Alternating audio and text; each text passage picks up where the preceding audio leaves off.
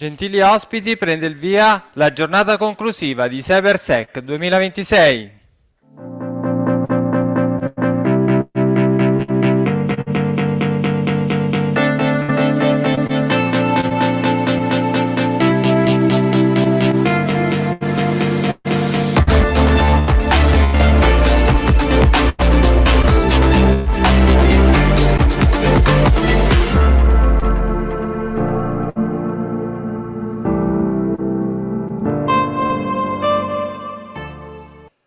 Autorità civili e militari, illustri relatori e gentili ospiti, benvenuti alla seconda e ultima giornata di CyberSec. Questa quinta edizione è davvero speciale perché la organizziamo in collaborazione con la Polizia di Stato in questa meravigliosa e importante e simbolica sede, la Scuola Superiore di Polizia. Allora un grande applauso a chi ci sta ospitando.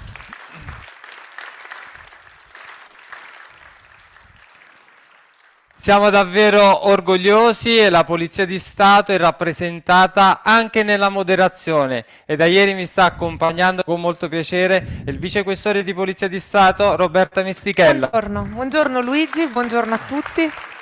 Siamo pronti per questa seconda giornata. Tu conosci molto bene questa scuola, ovviamente. Molto bene, sì. Ce la vuoi un po' raccontare dal tuo punto di vista? Ieri ti ho raccontato a tutti voi, ho condiviso la mia esperienza come un luogo di formazione, un luogo dove crescono appunto e sono coltivate le competenze professionali, ma permettimi allora, grazie della domanda, di poter dire che è anche un posto dove nascono profondi legami tra i colleghi, dove nasce quell'alchimia che poi ci unisce anche quando siamo sul territorio, quando siamo in posti diversi, con incarichi diversi, ma che non ci fa dimenticare le nostre radici, da dove veniamo.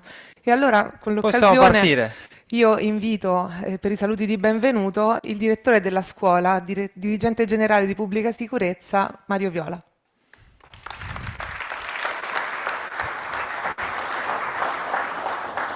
Grazie, buongiorno, bentornati, ben ritrovati, benvenuti alla Scuola Superiore di Polizia. Felicissimo di aprire anche questa seconda giornata, un'esperienza bellissima quella vissuta ieri, ma altrettanto lo sarà quest'oggi, anche perché sono presenti persone vicine a me come persona, ma soprattutto vicine alla Polizia di Stato, vicine alla Scuola Superiore di Polizia, che hanno trascorso gran parte della loro attività professionale qui alla Polizia di Stato e quindi alla Scuola Superiore.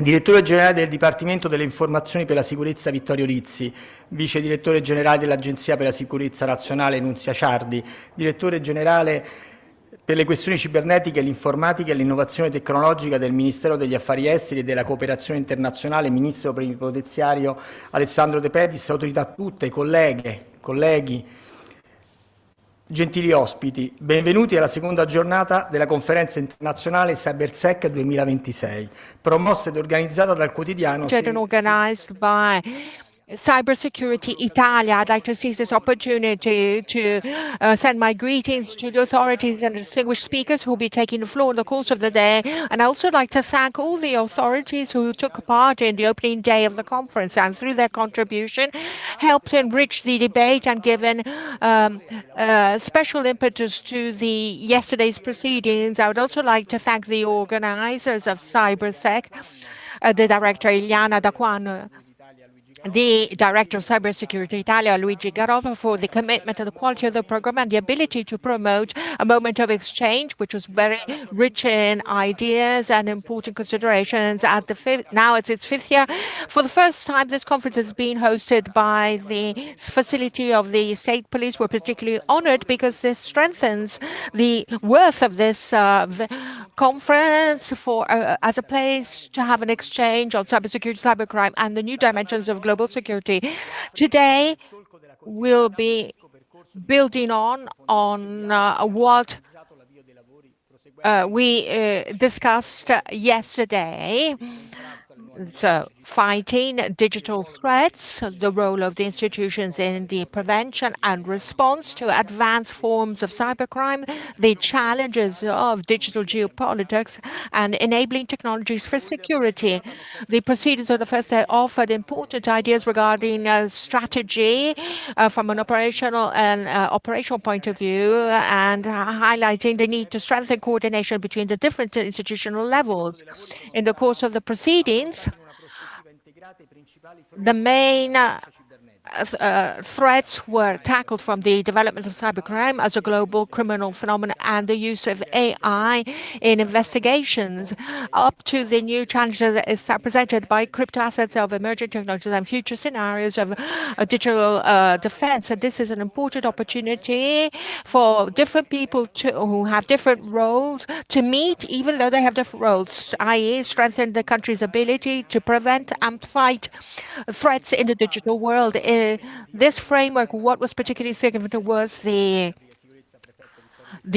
Prefect Pisani's contribution was particularly valuable, who obviously talked about the evolving concept of security. Security concerns the digital identity besides physical identity. Citizens protect their houses, but few protect their digital identity, and this calls for the need to increase awareness among citizens and increase protection against threats. So the security system in the country is called upon to acquire new skills and promote digital culture through this.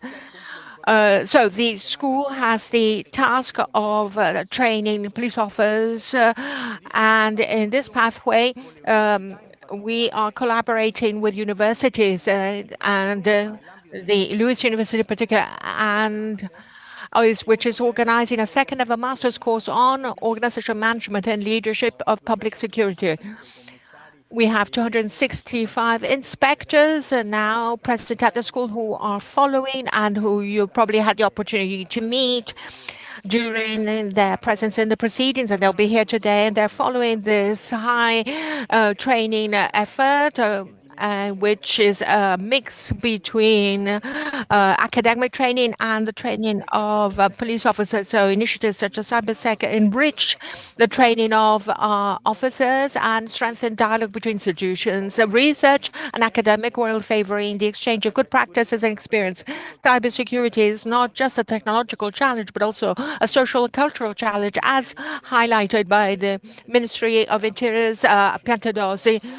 And the school was actually chosen to host this event, and this is evidence of this. And so we have to obviously promote legality in the digital environment, and this is also addressed to youth. So please let me thank all those who made this conference possible, the organizers, the speakers, and all the participants, because the exchange that we'll have today is a fundamental contribution to the consolidation of a digital security culture that is increasingly sounder and shared. So I wish you fruitful proceedings in the belief that the exchange of experience can lead to responses that are increasingly effective to the challenges that await our country. Thank you, and I wish you all fruitful proceedings. Thank you, Director Mario Viola. We can begin today's proceedings. Yesterday in Parliament, the yearly report of the Department of Information for Security.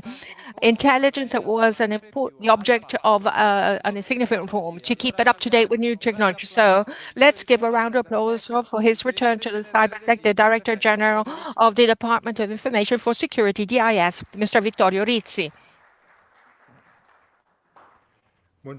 Good morning to everyone, and thank you for this invitation to CyberSec 2026, Luigi Garofalo and the CyberSec team. Please allow me to thank Mario Violo in particular, the director of the High School of the Police. For me, it's a sort of a way to come back home, as Roberta Mistichella says. Here, the sense of belonging is formed. I grew up here, so I feel at home. So thank you, Mario, for having invited me to come back home, even though just for the time of my presentation.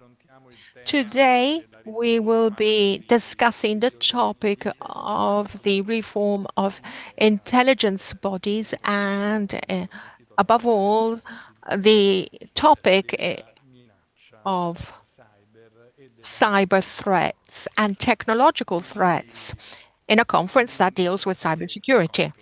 What is the task of intelligence? As you know, intelligence has a department that I have the privilege of heading and two agencies, one that protects from internal threats and one that looks at external threats. But we are one team and one community, namely the intelligence community.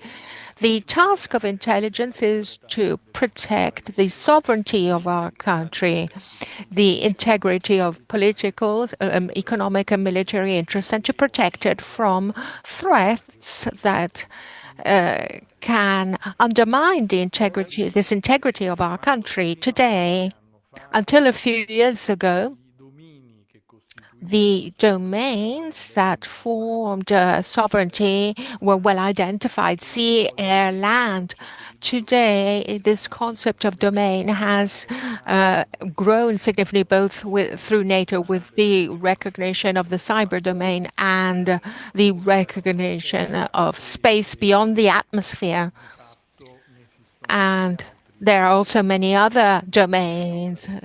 Let's think about the underwater domain, which is one of the most strategic domains, especially for a country that is a sort of crossroads of the Mediterranean between all the global routes.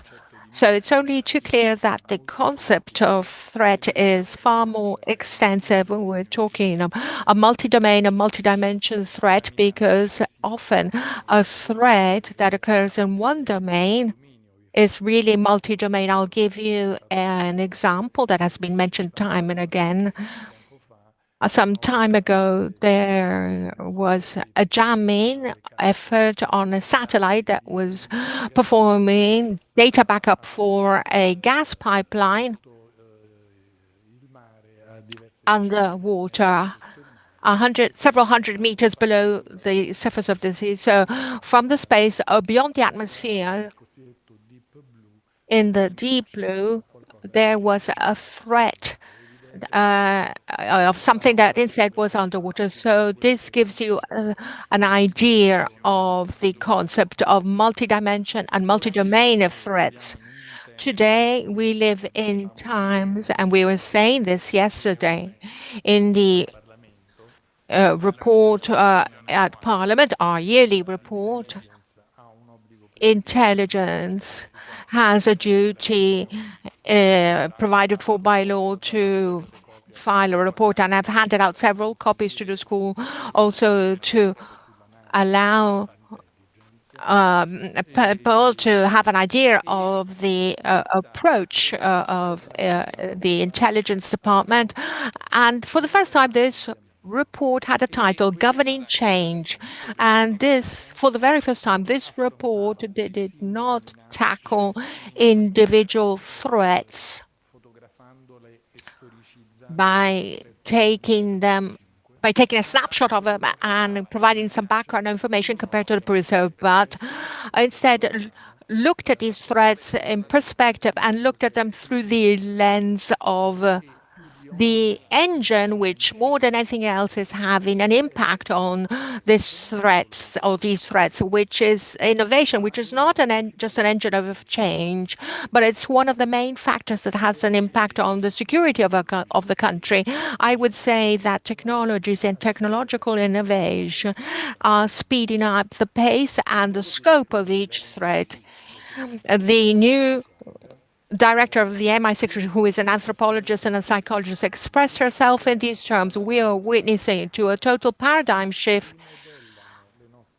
Our capabilities are being reshaped, but also the boundaries, trust, and global power. So this really gives you the dimension of how technological innovation is the element which, when analyzing the various threats that concern our country, is sort of an accelerator of threats.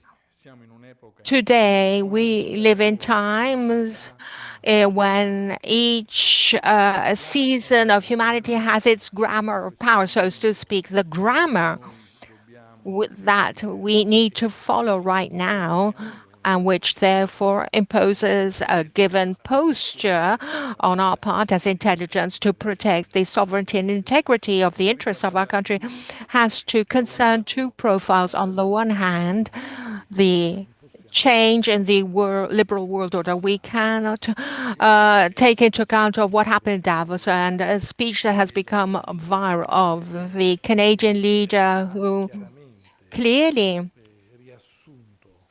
summed up what this change in the liberal world order consists in and what has changed in a very short period of time. And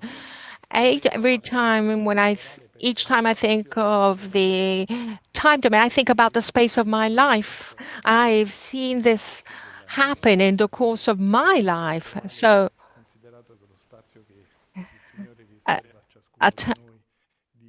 a period of time, considering that obviously the time that we are given on Earth is fairly short. So it's really a short time. We've gone from the fall of the Berlin Wall, so from the end of the Cold War, so a strong polarization where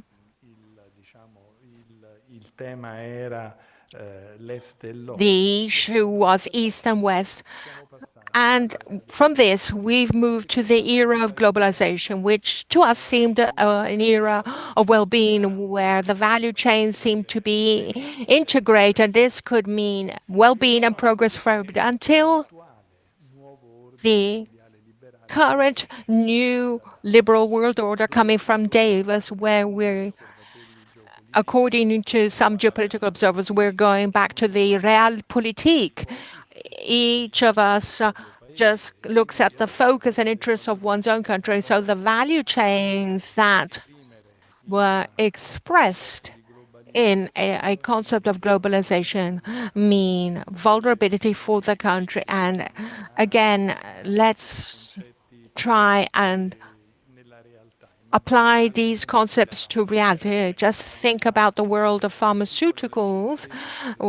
We have the best performing SMEs in the pharmaceutical sector. Well, 75% of the active principles and derivatives of active principles come from China. For economic reasons, we have, not just us, the whole world, have given up basic chemistry with regard to these active principles. So this is now an element of vulnerability and exposure to a possible risk. Just think about an epidemic and the need to have sufficient supplies of life-saving medications. So we're talking about a value chain that not being fully managed by a country can become a vulnerability for our country. And the other aspect is technological development. We have seen that technological development is an accelerator of all process, but we'll go into this into more detail later. But going back to the issue of the liberal world order, I would like to draw your attention to some destabilization elements that concern these historical moments. 2024, the data for 2025 have not been published, and 65 armed conflicts were counted, and obviously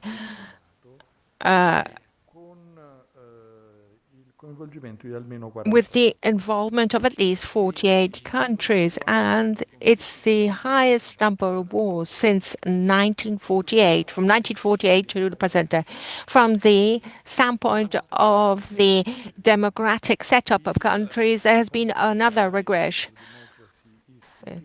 the Sources Varieties of Democracy Institute counts 91 autocracies versus 88 democracies, and today 72% of the world population lives in countries,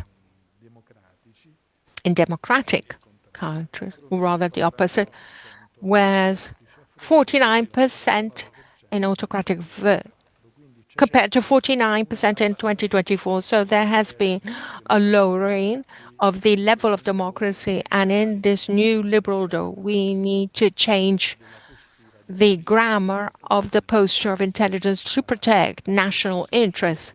And the same happens with regard to trade and prosperity and wealth. What is the issue of technology tied to the reform of intelligence? The mission of intelligence services to find and look for information. And today, we live in times of infodemia. We are submerged with information. Luciano Foridi, philosopher, says that we're actually sitting on history, on information. We live in a universe of an immense number of data. So it's no longer a matter of looking for information, but to distinguish between truth from likelihood to false, and to be able to survive in the infodemics by selecting true information from all the rest. And in these historical times, another domain has become strategic, namely the cognitive domain, because the cognitive domain in times in which we live in infodemics, we need to govern this cognitive domain to make it possible that a threat that can be spread through disinformation will not undermine one of the most strategic critical infrastructure that we have, namely free arbitration. So the ability to discern and to freely choose. Even Christianity in Christian ethics,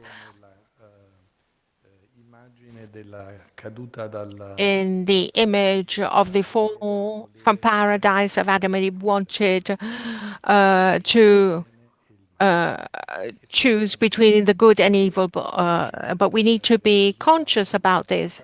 We need to have self-determination capabilities, and this ability of self-determination has to be protected in this critical infrastructure, which is the cognitive domain, and this requires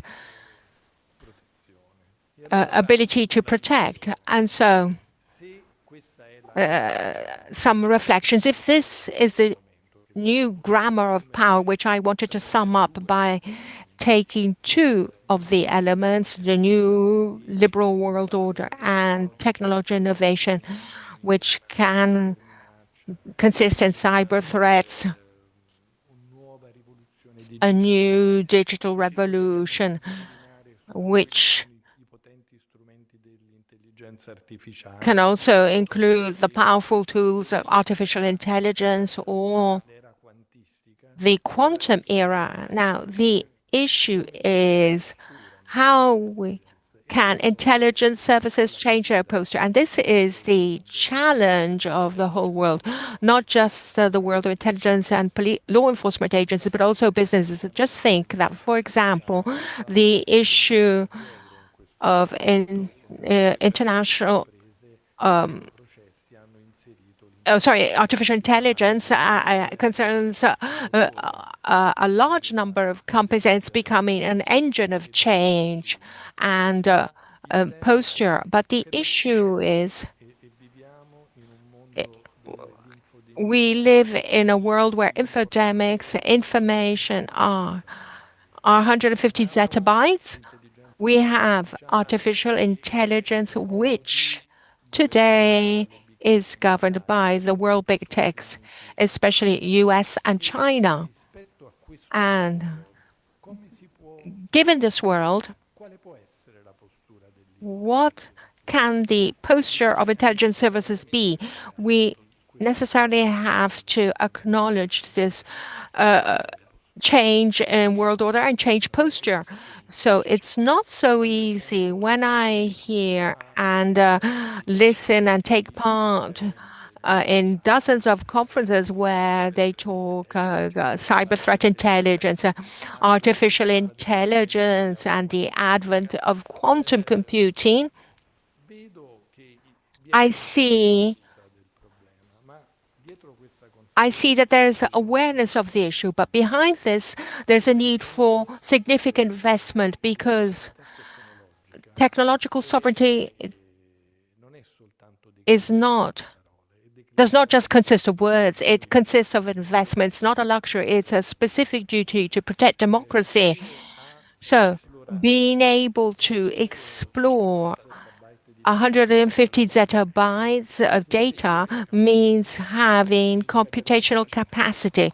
And computing capacity and having computing capacity means having high performance computers that have at least 500 GPUs to be able to operate without subordination vis-à-vis the worldwide big techs. And in this rational transformation, the Department of Information for Security was set up in order to ensure operational coordination. I've been a policeman for a lifetime. I used to run after thieves. So my approach has been a very pragmatic one to ensure security by looking at it from the perspective of the streets. Now, the perspective has changed entirely. I have to protect and I have to help through the skills of the department and protect the country from the infodemics and explore the world information that has an impact on cognitive domain by developing a new concept, a new posture of intelligence, which is soft intelligence. We are accustomed to thinking of intelligence in its more genuine posture, namely espionage, counter-espionage, counter-proliferation, geoengineering, and so the historical grammar of intelligence services of the worldwide. But today we have a new grammar. I said this at the beginning of my speech. We need to change grammar, or at any rate, adopt a new posture, namely soft intelligence. So if once the Department of Information for Security served as a sort of balance to avoid overlapping in activities, operations, and the maneuvering of intelligence, the vertical one, the one that belongs to the history of intelligence, and could therefore act as a sort of balance. Today, this balancing can be done by machines. We don't have any need to avoid overlapping or meetings to avoid overlapping. This is something that machines can do easily, whereas the new posture of intelligence consists in repositioning ourselves on three major pillars. The first pillar is to have computational capacity, and this involves a cost, a very high cost, which is not a luxury. We are working so that the kickoff will be August of this year, and we will have a computational capacity just below 600 GPUs. So we are positioning ourselves at a level of very high computational capacity, which measured in flops amounts to over 2,000 flops per operator of our intelligence. So a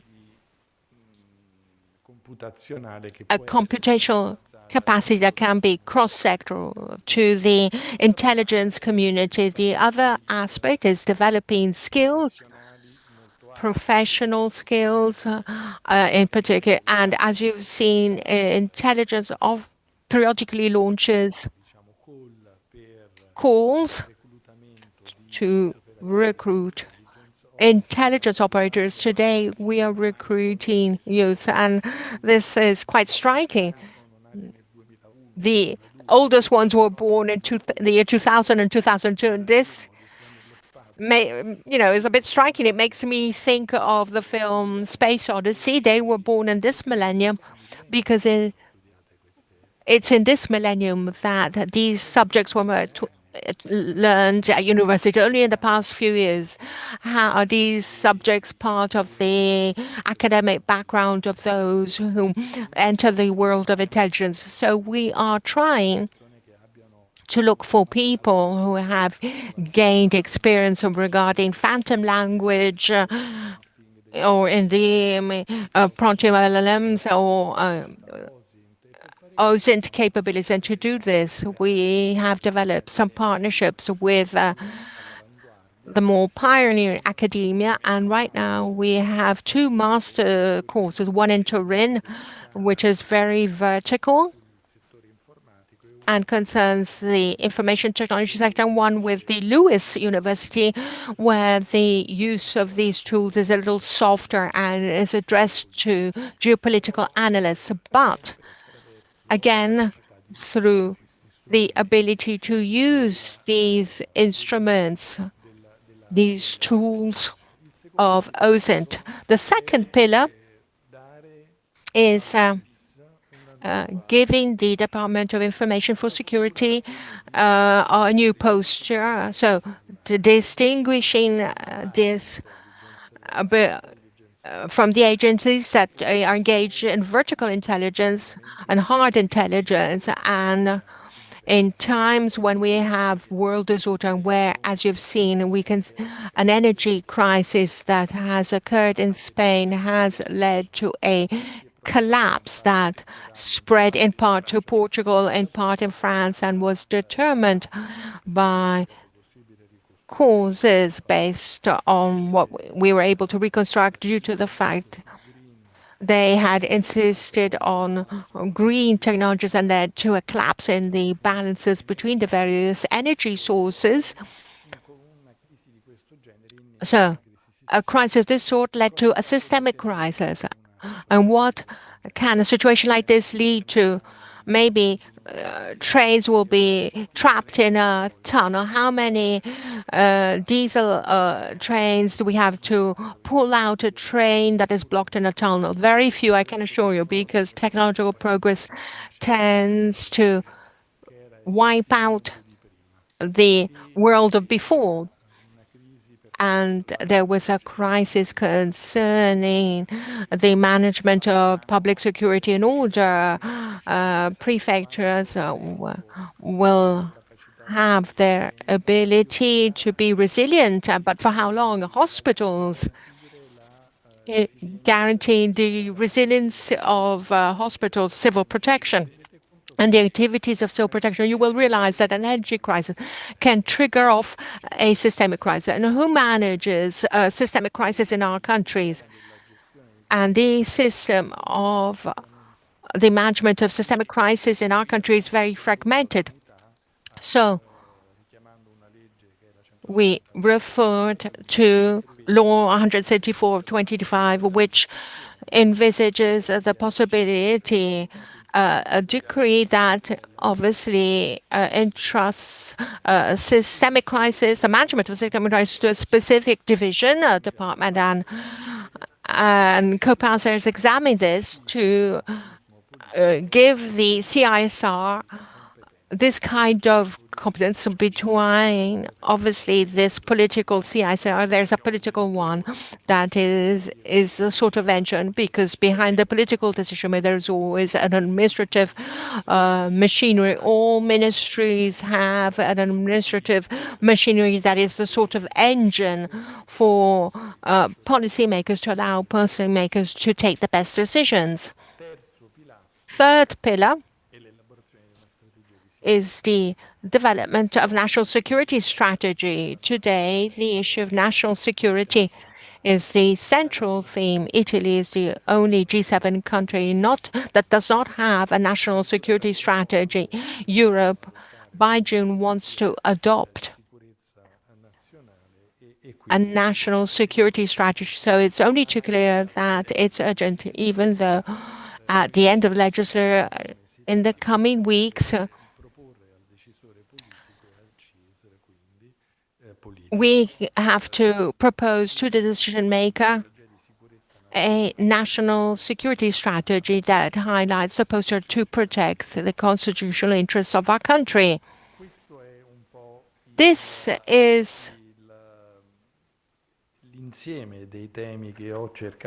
the set of themes that I try to sum up in the yearly report to Parliament, and the yearly report to Parliament contains some exercise regarding the use of artificial intelligence by analysts, and to avoid being accused of making predictions, even though predictive intelligence is not the intelligence of the future, but the intelligence of today. And without using greater computational capabilities, but through commercial computational capacity, we try to raise a question. For example, when there were 300 satellites in space, there was the risk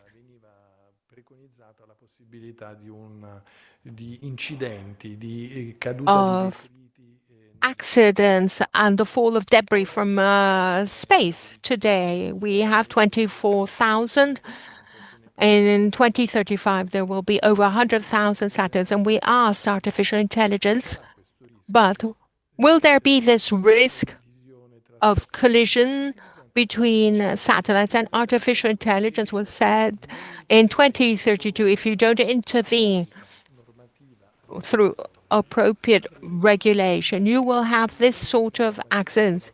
And the only legislation that you can adopt is the one of exclusive zones, as is the case for sea, to define areas of exclusive zones, exclusive use zones. So, as you can see, we've used AI exercise in what way? Well, with the man-centered approach, which the AI Act has enabled us to adopt, and with a scraping that is not indiscriminate of the web, but through a selection of sources, and through the man-centered approach with the skills of our analysts that are using the system of red teams and blue teams to compare different opinions and try and confute the opinions of the other to stress the various LLMs that we have put in place. It was an exercise that we wanted to make public, and we did so in 5 scenarios to show the usefulness, as if we're ordinary citizens. Our analysts are a little more expert, have a little more expertise than ordinary citizens, using selected commercial solutions. We have quantum computing, quantum sensing, we have quantum communication. This is the present. And the DIS has set up a lab, a workshop with various academies, because patents belong to academies. Patents and intellectual property are another challenge and another issue tied to sovereignty. Just think that 50% of patents concerning quantum computing belong to China. They have more patents than all the NATO countries put together.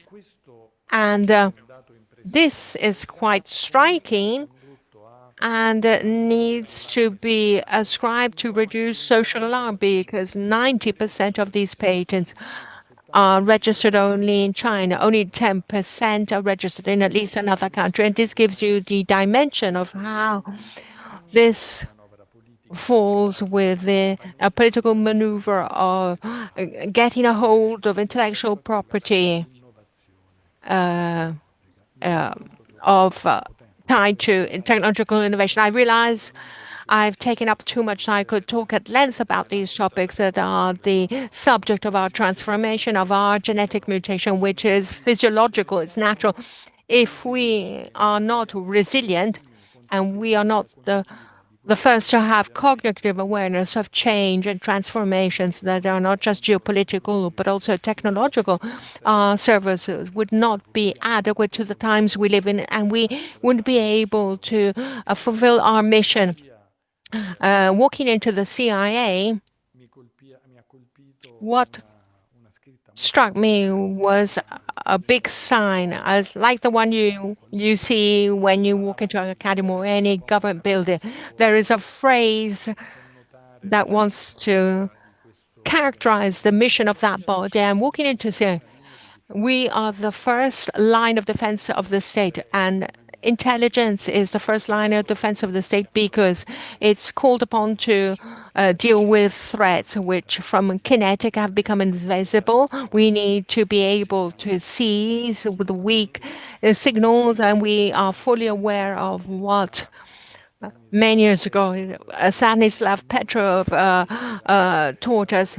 During the Cold War, he didn't launch missiles because the machines had signaled that there could have been a nuclear attack against Russia, but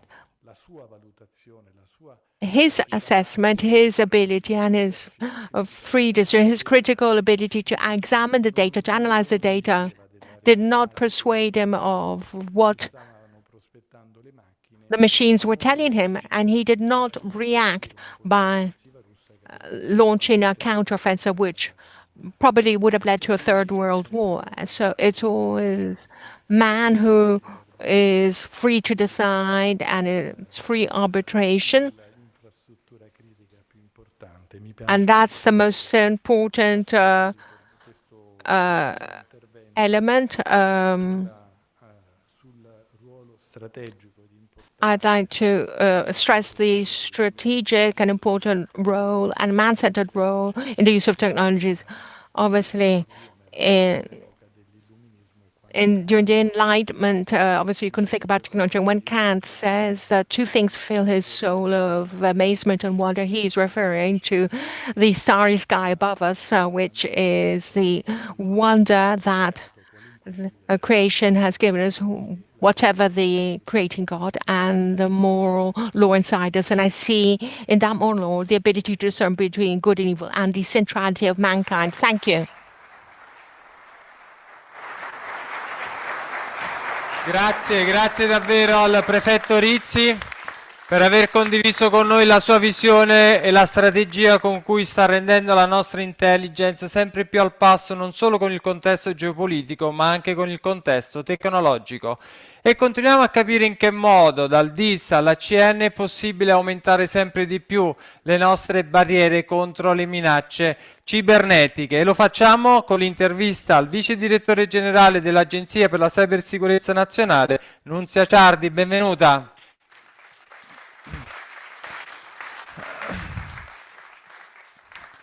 La dottoressa Ciardi, dovete sapere, ha inaugurato la prima edizione del CyberSec, me lo ricordo molto bene.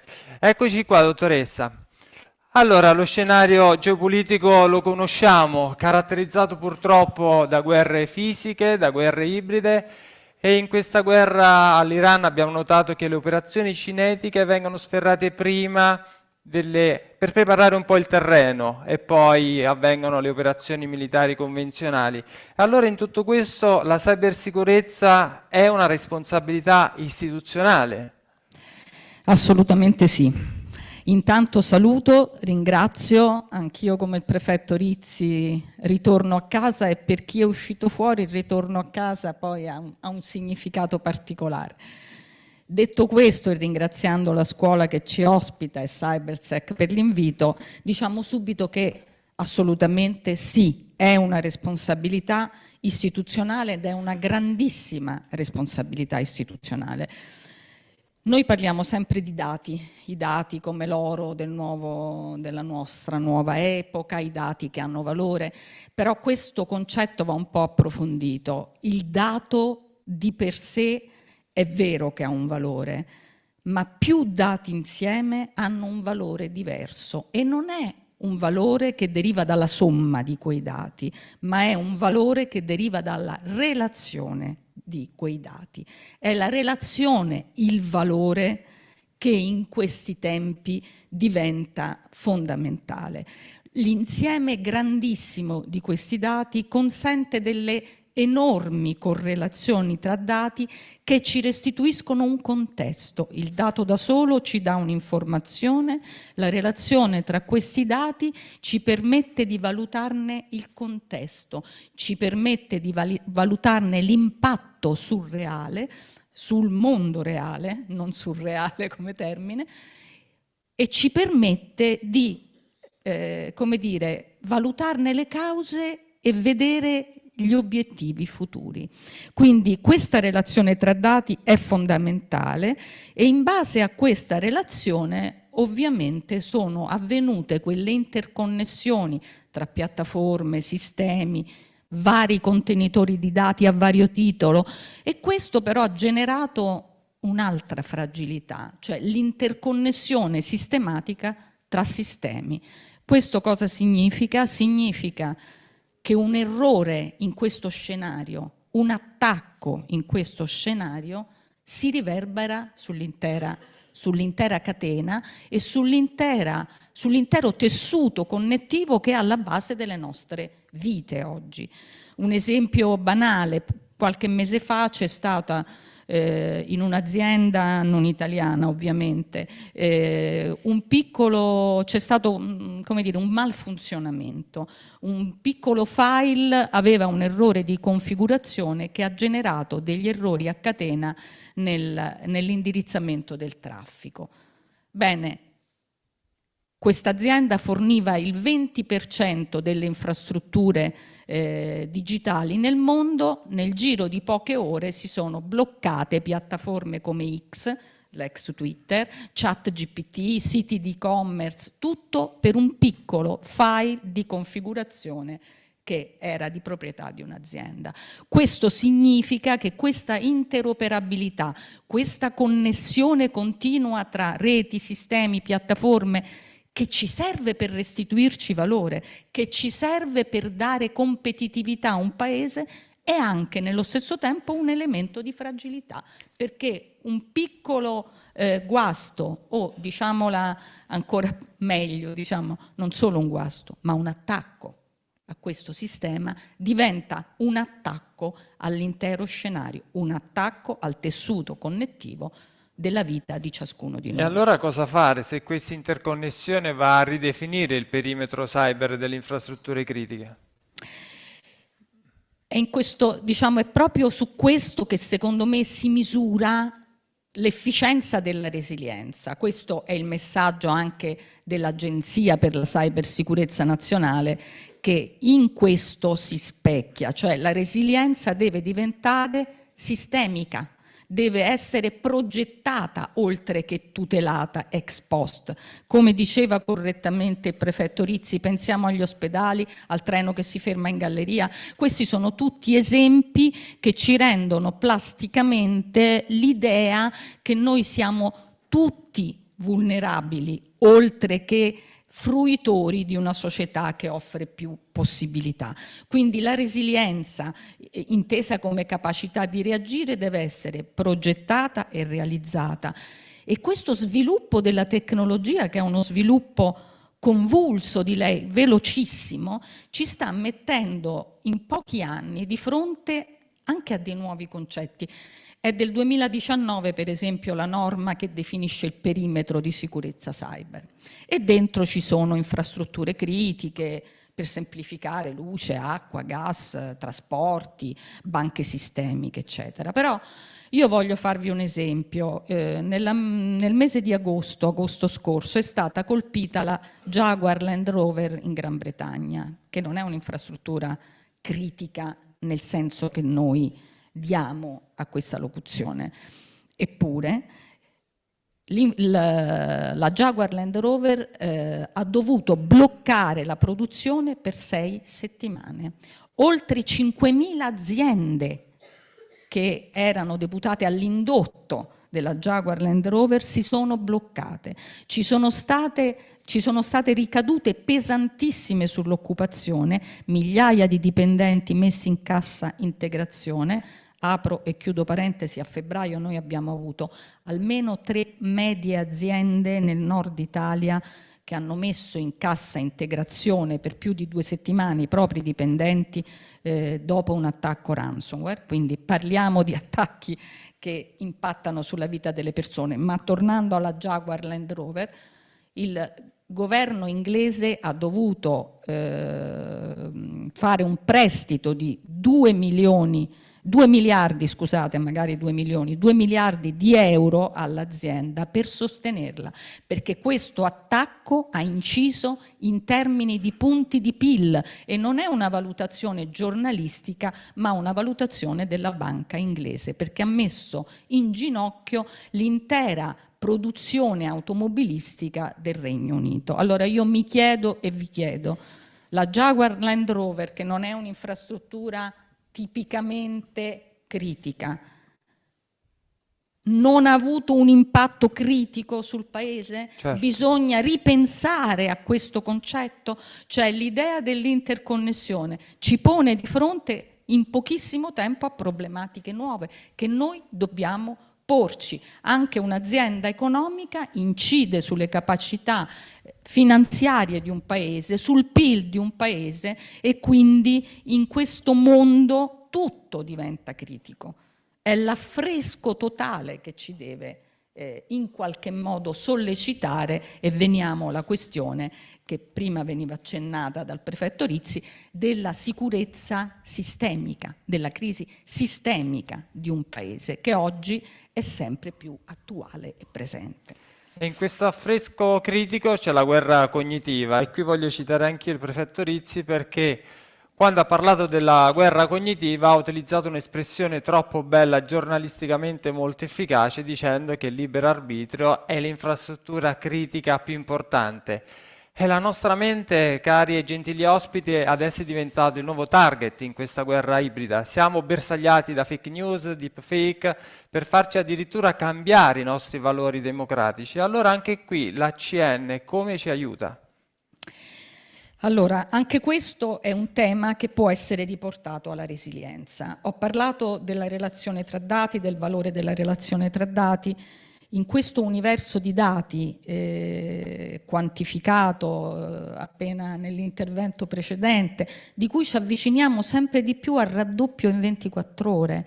Cioè, giustamente Vittorio Rizzi ha parlato di un raddoppio che è avvenuto di tutti i dati prodotti nella storia. Bene, noi ci stiamo avvicinando, ma molto rapidamente, al momento in cui questo raddoppio avverrà nelle 24 ore. Quindi una mole inimmaginabile di dati, e è in questo spazio che si inserisce l'intelligenza artificiale, perché sono una quantità di dati e di relazioni tra dati non leggibili da una mente umana. L'intelligenza artificiale crea questa lettura di queste relazioni, di questi dati, e ci restituisce un'immagine, un risultato. La tentazione di darle le chiavi di casa è forte. E basarci su questo è una soluzione che ci seduce. In realtà sappiamo bene che è un falso mito, che l'intelligenza artificiale poi ha molti problemi e ci mette anche davanti a molti rischi. Però non c'è tempo per affrontare questo tema, andiamo alla sua domanda sull'aspetto cognitivo, sull'ecosistema cognitivo. Il cervello umano, noi lo sappiamo, ci sono studi psicologici, tende a cercare correlazioni, a cercare una coerenza nelle informazioni che processa, a dare una narrazione semplificata della complessità per spiegarsela. Quindi sono tutti aspetti che fanno leggere la realtà all'individuo. In questo momento in cui la mole di informazioni che ci arriva è enorme, c'è un filosofo coreano naturalizzato tedesco che a me piace molto, si chiama Han, che dice una cosa, come dire, anche semplice, ma che ci colpisce profondamente: le teorie del complotto, no? Pensiamo ai vaccini, ai chip sottopelle. Queste teorie del complotto sono figlie dirette dell'enorme mole di informazioni che noi siamo costretti in qualche modo a metabolizzare e non ce la facciamo.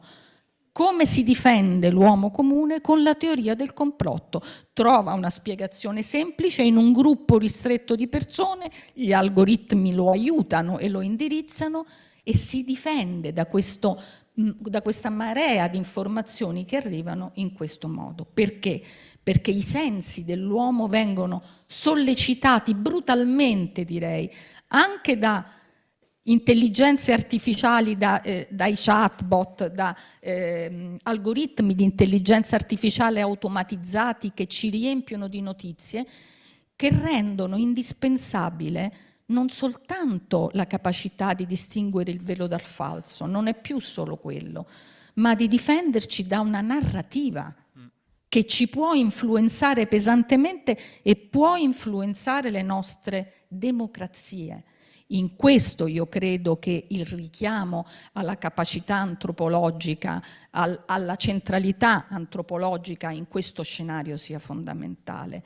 L'uomo non è più superfluo rispetto all'intelligenza artificiale, ma deve avere capacità qualificate. Quindi l'uomo rispetto all'intelligenza artificiale deve essere qualificato, la capacità umana deve essere qualificata e in grado di reagire e di avere gli anticorpi per affrontare uno scenario del genere.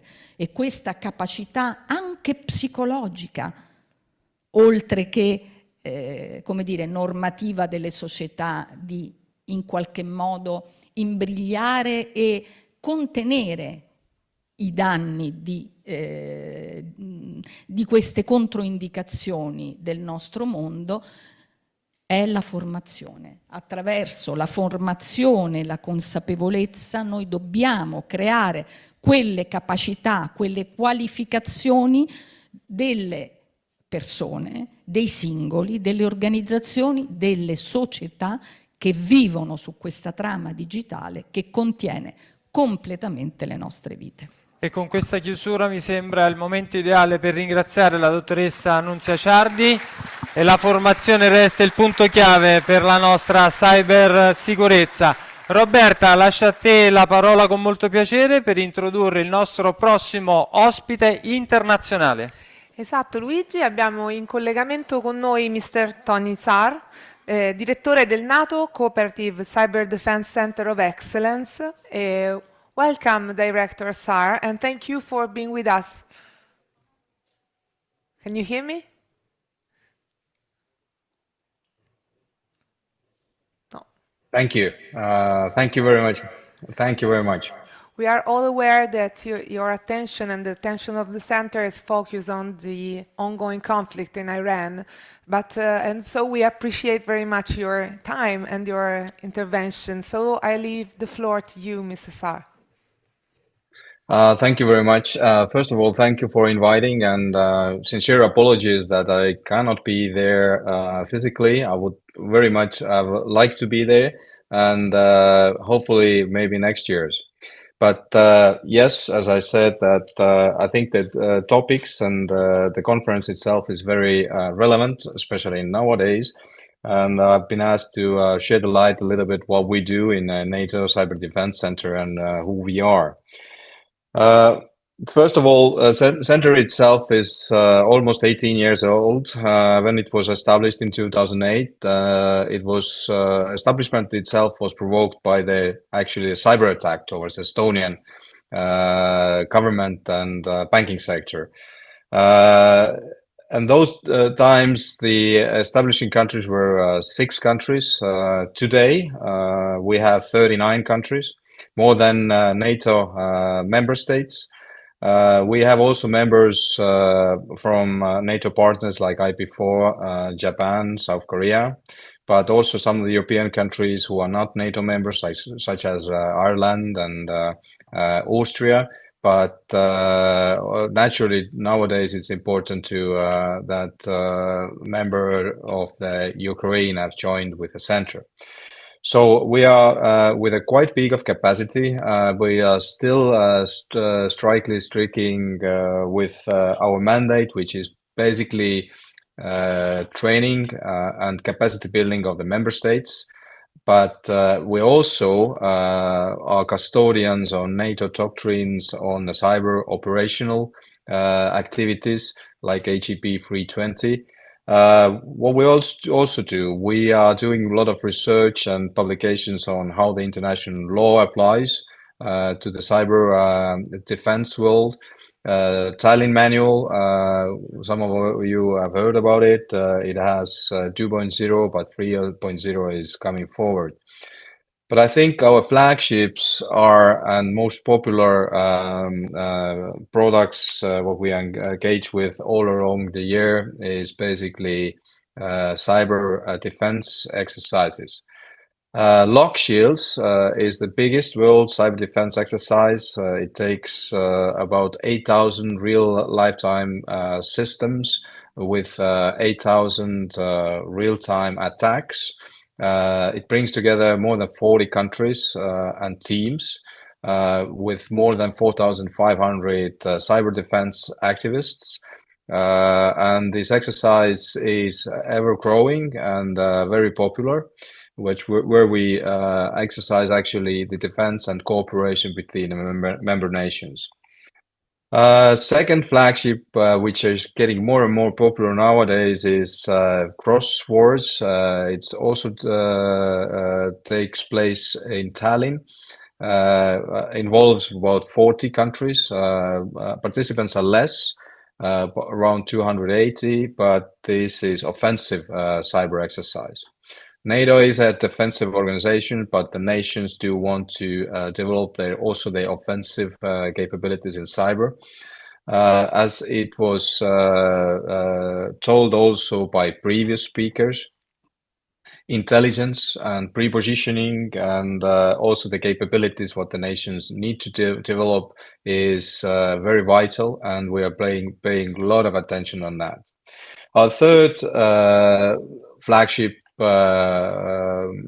event is actually CyCon, which takes place every year last week of the May, and it brings all together the military leadership as well as cyber commanders from most of the nation countries, and we have every year up to 800 high-level guests in Tallinn to discuss where the world is going and what are the trends.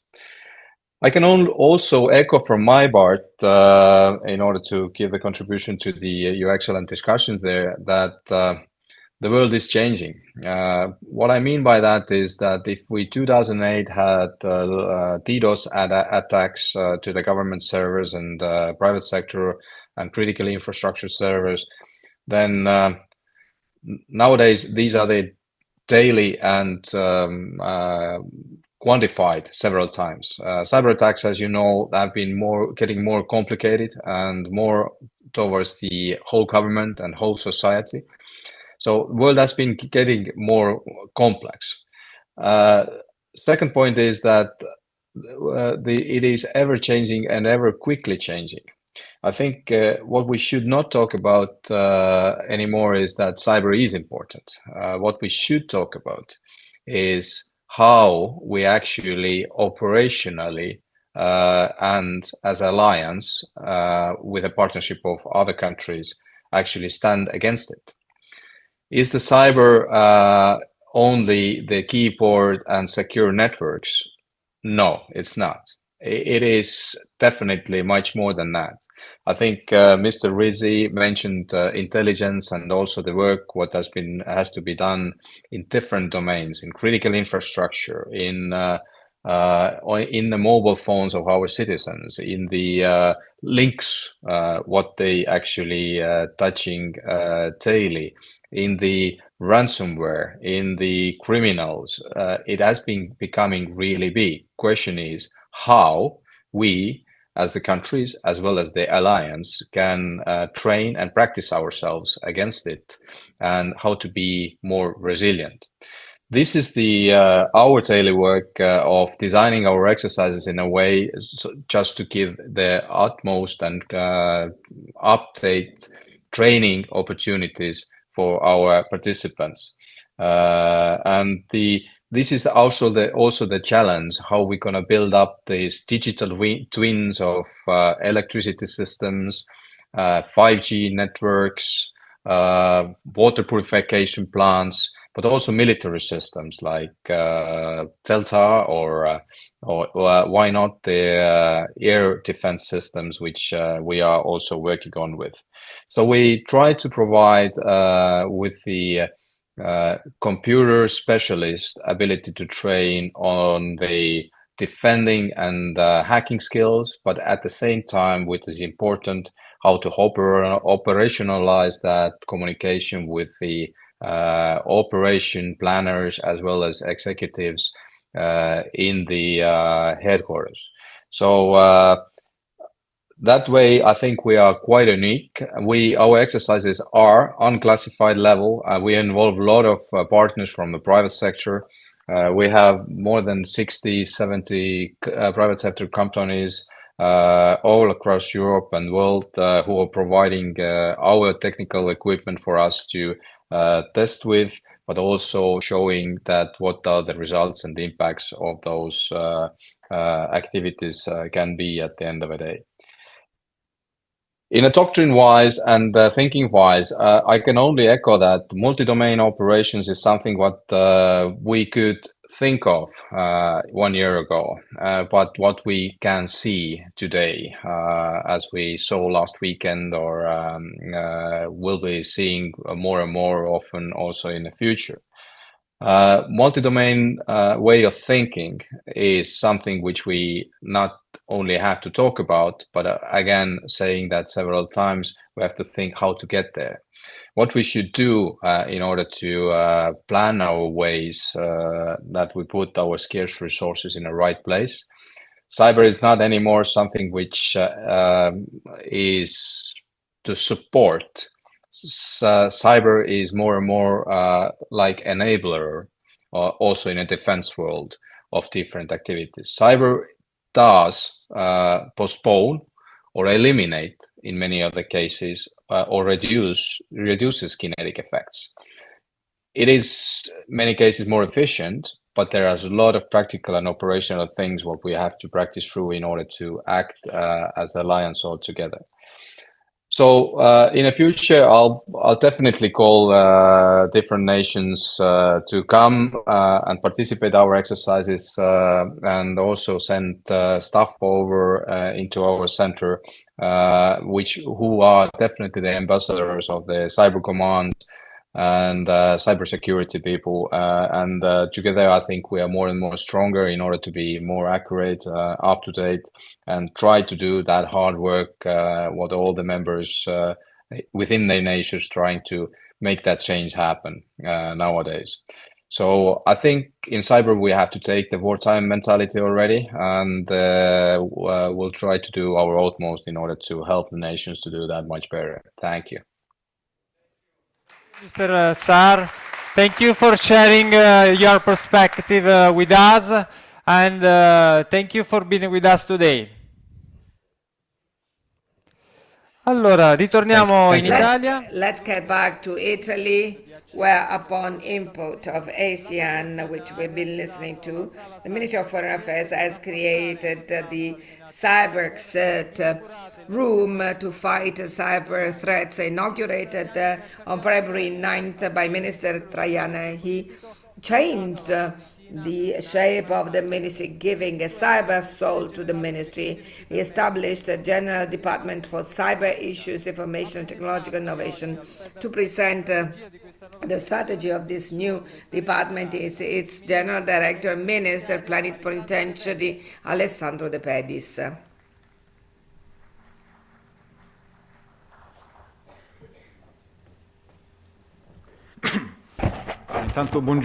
Good morning to all of you.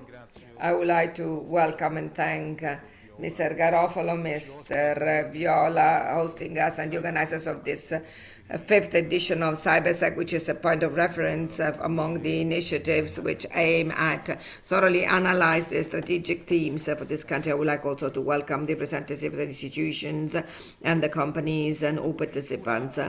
The international situation we are in is clear to everybody. We don't need to dwell on it. It was also mentioned very effectively by Prefect Rezzi in his introductory contribution. What we should be saying is that this atmosphere, which is quite tense, cyberspace too is a field of conflict, and the race to technology is adds complexity to a picture which is already quite uncertain by itself. In this situation, the digital domain and the digital infrastructure takes on the features of a geopolitical infrastructure because the data, networks, AI, cloud, platforms, underwater cables, satellites, all of this represents an invisible backbone of our societies and our economy. Therefore, cybersecurity is no longer valuable at technical level, but it is relevant for the stability, development, economic growth of the country. In this framework, as Mr. Garofalo was saying, the Ministry of Foreign Affairs and Minister Tajani wanted the cyberspace and the digital domain to be at the center of the reform of the Ministry of Foreign Affairs, which was completed at the end of last year.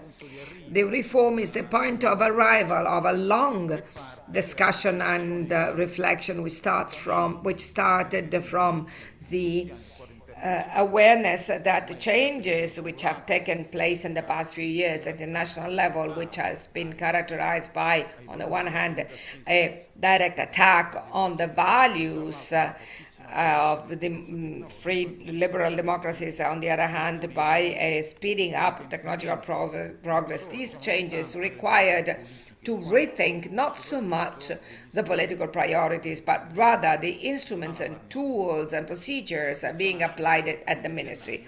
That's why, as of January 1st, the General Directorate for Cyber Issues, IT and Technological Innovation was established, which I have the honor of leading as a response to the new central role of the digital world in sectors like security, economy, innovation, diplomacy, foreign policy, more in general.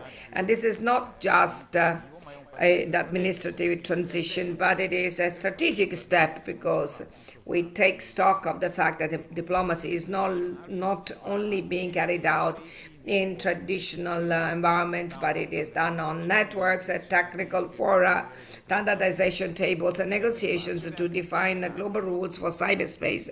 And it is also a step which aims at supplementing legal, political, and technical skills in a consistent vision, a coherent vision. So the new General Directorate is based on two pillars.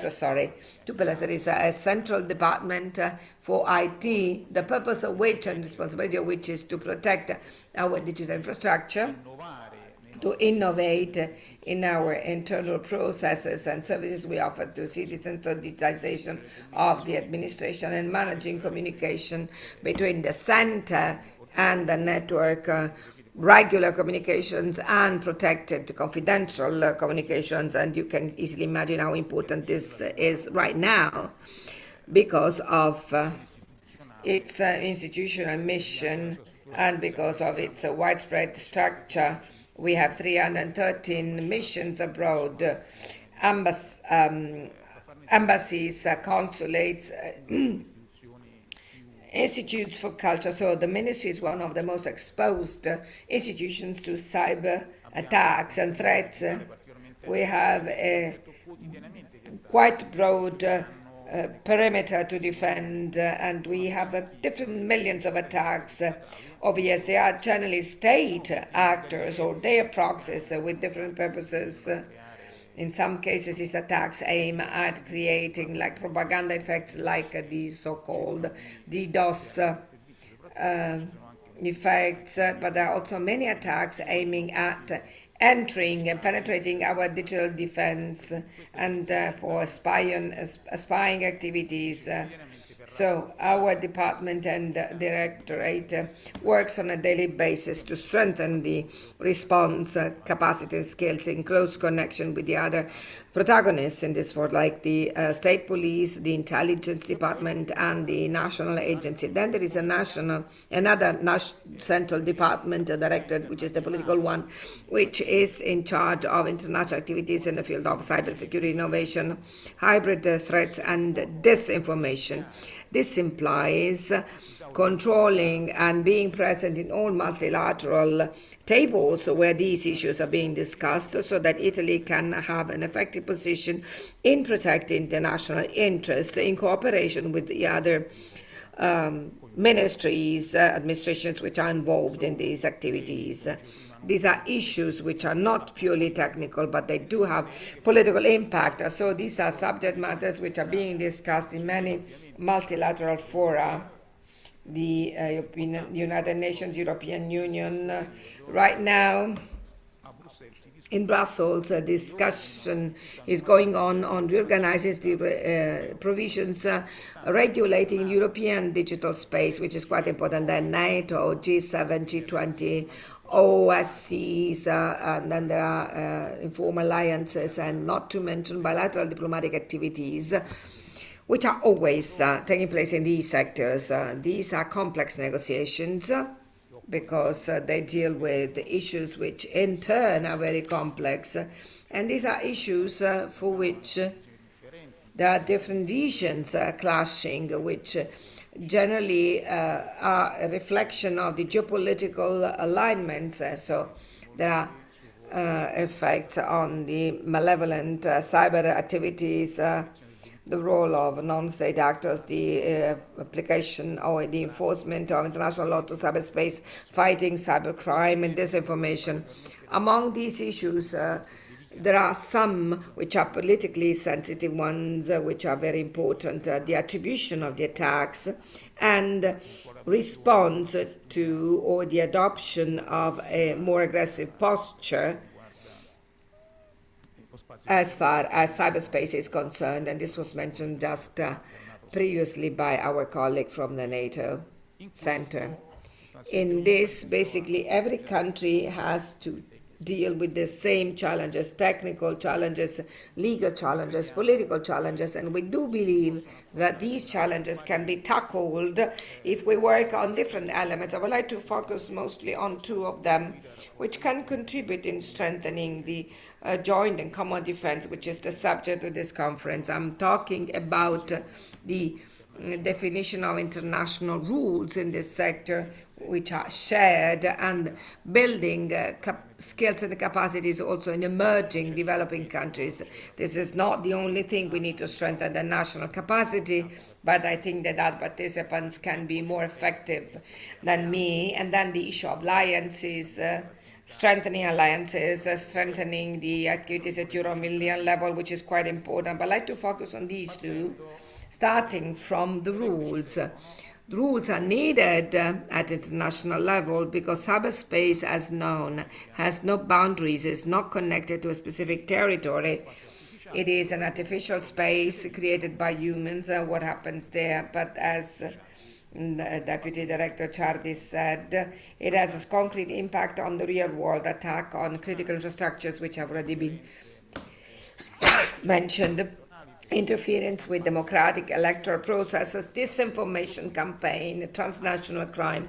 All of this has an impact on the relations among states, creates mistrust among states and within the states. That's why in different fora, international fora, United Nations and European Union, we've been trying to codify responsible behavior in cyberspace by creating different panels, discussions in terms of technical diplomatic operation. There are results which are still very weak, very fragile, to be strengthened. Italy, together with some allied countries and some like-minded countries, is carrying out an approach which is focused on three main points, which are compliance with international law, compliance, fundamental rights, and protection of critical infrastructures. I'd like to stress that stating or affirming international rules does not only mean defending oneself against threats, but it means also preventing escalation. It means reducing the so-called strategic ambiguity, creating spaces for dialogue and risk reduction. It is useful, in other words, carry out preventive digital diplomacy. I know that all of this might seem a little bit kind of foggy, considering multilateral rules are not taken into account, but this is a target we need to aim at, because the lack of rules causes an exponential growth and increase of risks, and this is in terms of rules. And then the second issue, building capacity. The digital transition creates opportunities for economic growth, financial inclusion, but also access to essential services for many emerging and developing countries. But often these countries do not have appropriate legal frameworks or cybersecurity strategies. And this means that there might be situations which are conditions of vulnerability, which have an impact not only at local level, because as the Vice Director Ciardi was saying, in a global system which is digitally interconnected, vulnerability of one can become a problem for everybody, and we've seen it not so long ago with the pandemic.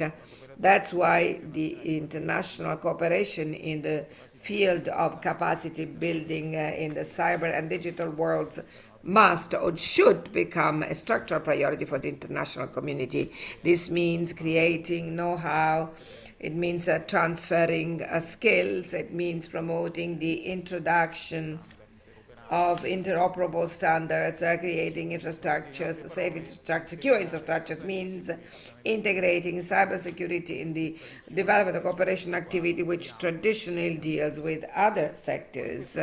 Now, in this framework, from our point of view, the priority is to implement an approach which is coordinated between diplomacy, development cooperation, and economic promotion. I'm saying this because Italy has an industrial fabric and scientific technological knowledge which are such so to propose sustainable, scalable, innovative solutions also for the benefit of our business. This is also one of the reasons why 2 years ago, together with the ASEAN, we have created the cyber capacity building ecosystem, which is a platform which gathers the institutions, businesses, universities, which can carry on and carry out projects of this kind. In these two sectors, in these two frameworks, I have identified it is of fundamental importance to have cooperation between the public and private sectors. Cybersecurity is a sector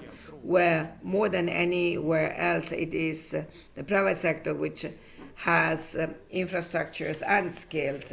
No need to explain to you how big communication networks and cloud service providers and global platforms, together with innovative startups, represent the beating heart of the digital system. So no international strategy can be really effective unless it involves the business world.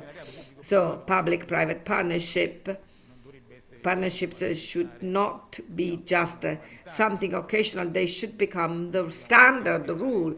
We should try and create a constant coordination system, a system to exchange information, possibly joint designing and planning with the businesses in this field. And this is an investment which creates shared value, stability of the system, and opportunities for the businesses and the companies.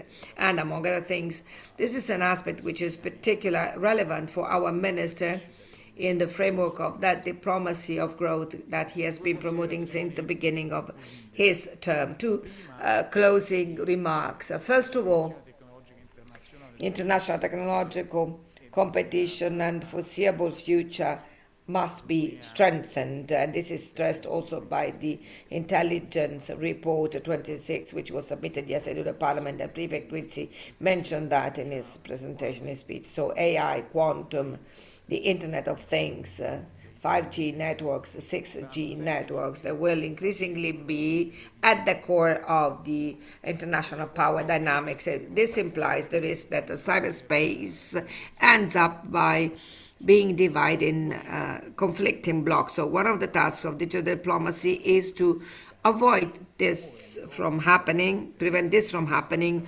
promoting interoperability, shared standards, and sharing. The second remark is that, on the basis of what I said, I do hope something can emerge. Cybersecurity is not a marginal or exoteric sector of foreign policy. Cybersecurity is the interconnection among politics, security, innovation, and rights, and we want to see it this way. And we are persuaded that by working together, institutions, businesses, and civil society, we can give our contribution to create a cyberspace which is less and less a theater of permanent contracts and conflicts, and increasingly a space of cooperation and sharing. As Ministry of Foreign Affairs, we want to work as a team with all of the stakeholders. There are many of them, and this is going to be an opportunity, once again, as Italy, to confirm our role as responsible actor and accountable actor, putting together national interests and global responsibilities. Thank you very much for your attention. So thank you, Mr. De Pedis.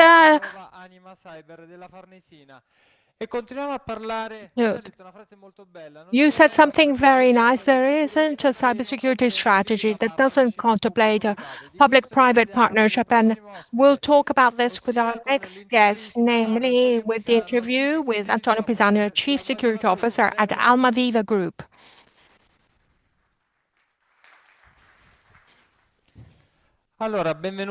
So, welcome to you. Thank you. Thank you, and good morning to everyone. You are aware of both sides because you worked as a police and Guardia Finanza and the Prime Minister's cabinet, and now you're working for a big Italian group. Based on your experience and your vision, why are collaborations the enzyme of cybersecurity? Collaborations are absolutely essential. One basic consideration that I'd like to make that can be useful too is the following. Let's imagine the area of villains who want to obviously carry out activities to damage organizations and businesses. They can meet very quickly, they take decisions quickly, and they target something and they proceed without any containment rules, and so they often lack ethics. On the other side, we have institutions and businesses that need to defend themselves, and to do so, they necessarily have to comply with the rules, and the timing to exchange, they have a certain amount of time to exchange information. This different speed which exists, even though with over time and thanks to compliance and the huge efforts made by institutions to collect information and distribute it, this slight difference in speed is an important weakness that we need to overcome and remedy. And concretely, how should these partnerships and synergy be developed from a technological point of view? From a technological point of view, all mechanisms were faced with what? So, thinking about what happened in the past, I'll give you an example. It was a conversation with my son, Alessio, who deals with security, and he was telling me, Dad, I analyzed a report on phishing activities. I said, oh, really? Tell me, in just a few days, 47% of people obviously were fooled by phishing efforts. I said, how was that possible? How did they do this kind of, with AI? So the machine that packages the message and knows the context has become so sophisticated in carrying out this task to make the message appealing even to experts. So what light went on before there was human, non-human. When we developed a phishing message, we noticed that the reaction, the efficacy of the attack was not very important. Now, since it's machines who packages message and living within a fabric where algorithms have become effective and data banks are standardized and data networks are extremely quick, the ability of machines to create strong threats has become concrete. On the other hand, if we put a human being against a well-trained machine, it's a very tough battle. So we increasingly need to automate defense mechanisms to ensure there's a sort of ping pong between the bad machine and the good machine, obviously tied to the human being. That plays a slightly role. The pillars of security, automatisms that are well certified and well organized, is something that we can leave to machines and what we can supervise. Mankind has to have a slightly higher role, and this can bring the battle on an equal footing. You speak about fishing with your son at dinner time. No, it was just a conversation when he was seeking advice because he was taken aback by that percentage. So that's positive. We increasingly need this. And do you have a challenge with your son about your phones being more cyber secure than the other? Can we measure the cybersecurity of devices? I'm obviously a fan of technological independence, and Europe introduced the measurability of the European sovereign cloud. And now, as far as cyber is concerned, that's a wonderful question, very interesting. Everything that isn't measurable becomes based on interpretation and vague. I have had an idea of how we can measure security. In that way, we can say that I don't know, device is more secure than maybe. So I measure it. If my phone costs 10 euros to be attacked and another one costs 11, that other phone is more secure because the attacker does not have endless resources. So we can measure our defensive capability by calculating how much an attacker has to spend to attack. But since the attacker is unethical, he may prefer a non-digital attack to get digital information. So if in my phone I had the chemical formula that would solve many problems of humankind. So instead of obviously breaching the algorithm of my phone, he will kidnap my dog. And he sends me the photo of the kidnapped, and then obviously to get the dog back, I will give him this information. So protection has to be envisaged globally. We should never forget that man is the central part of security, and so his culture and his ability to defend and his ability to reason comprehensively is the best umbrella for security and cybersecurity. Okay. Let's conclude this interview with this wonderful message. Thank you. Thank you so much. Thank you for the opportunity. Thank you, Antonio Pisano from Alma Viva Group. And awareness is the key word. Thank you for being with us. And this is also the topic of the next panel, which is on cybersecurity as a public asset, the role of schools, institutions, and industry. And it's with a great pleasure. We will have Mario Nobili, who is the Director General of the Agency for Digital Italy, who will open up this panel through his presentation, through his speech. You have the floor, Mario. Thank you. Thank you to Mr. Garofalo, and good morning to everybody. I've taken some notes because I wanted to pick up on some aspects that were mentioned in the course of the morning.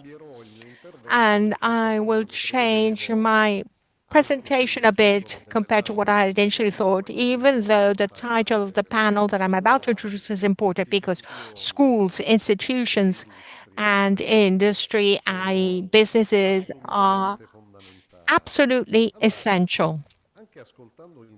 Now, listening to this morning's presentations, I would like to start off by mentioning 3 events of last week. The first one was not mentioned by anybody this morning, but I want to highlight its importance. A week ago, Anthropic published a notice on its website concerning 16,000, so between 16,000 and 24,000 Chinese bots, DeepSeek, Moonshot, and Minimax that were trying to distill to gather knowledge from to create models based on Claude's knowledge. Second element, a cloud hyperscaler last week had an issue owing to debris drones that disrupted the functioning of a node in the Middle East. Third event, one or both companies that were used for intelligence analysis of the recent war that was initiated last Saturday, we experienced some slowdowns and had difficulty in accessing the service. And in this case, too, I'm referring to Anthropic. These three elements, what message are these three elements giving us? The first message, and we're trying to include this in the guidelines that we produce,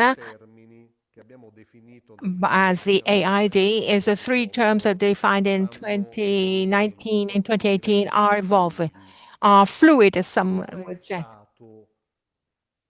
What was the movement of 24,000 bots to distill some models from Anthropic? Was that a cyber attack? An attempt to breach intellectual property? Quindi il primo elemento è che viviamo in un mondo dove non possiamo separare la privacy, or was it plagiarism? So we live in a world where we can't separate privacy, cybersecurity, the digital setup compared to other aspects. It's all very much integrated. First sign that we need to introduce in guidelines, because we have businesses and public administrations that are accustomed to replying to DORA, NISA, ADAS, 82 of 2008. It doesn't work like that.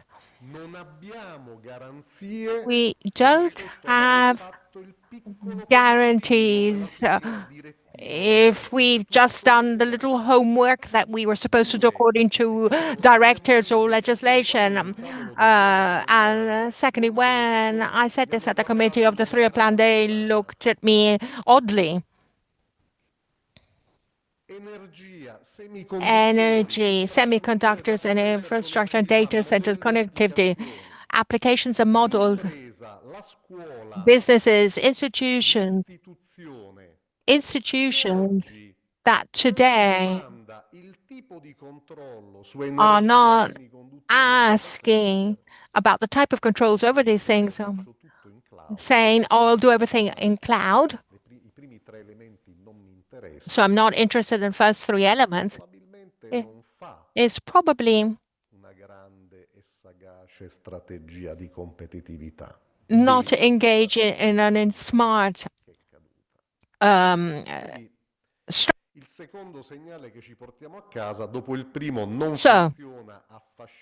the first sign that we get is that it doesn't work if we work in a fragmented way. And maybe we have to take this into account. We shouldn't develop specific directives for every vertical. The second is the stack, as the clever ones say, goes from energy to application. So it means, does this mean we need to control everything and check everything? No. But we have to have this in mind when we choose solutions that can give us less control. And this brings us.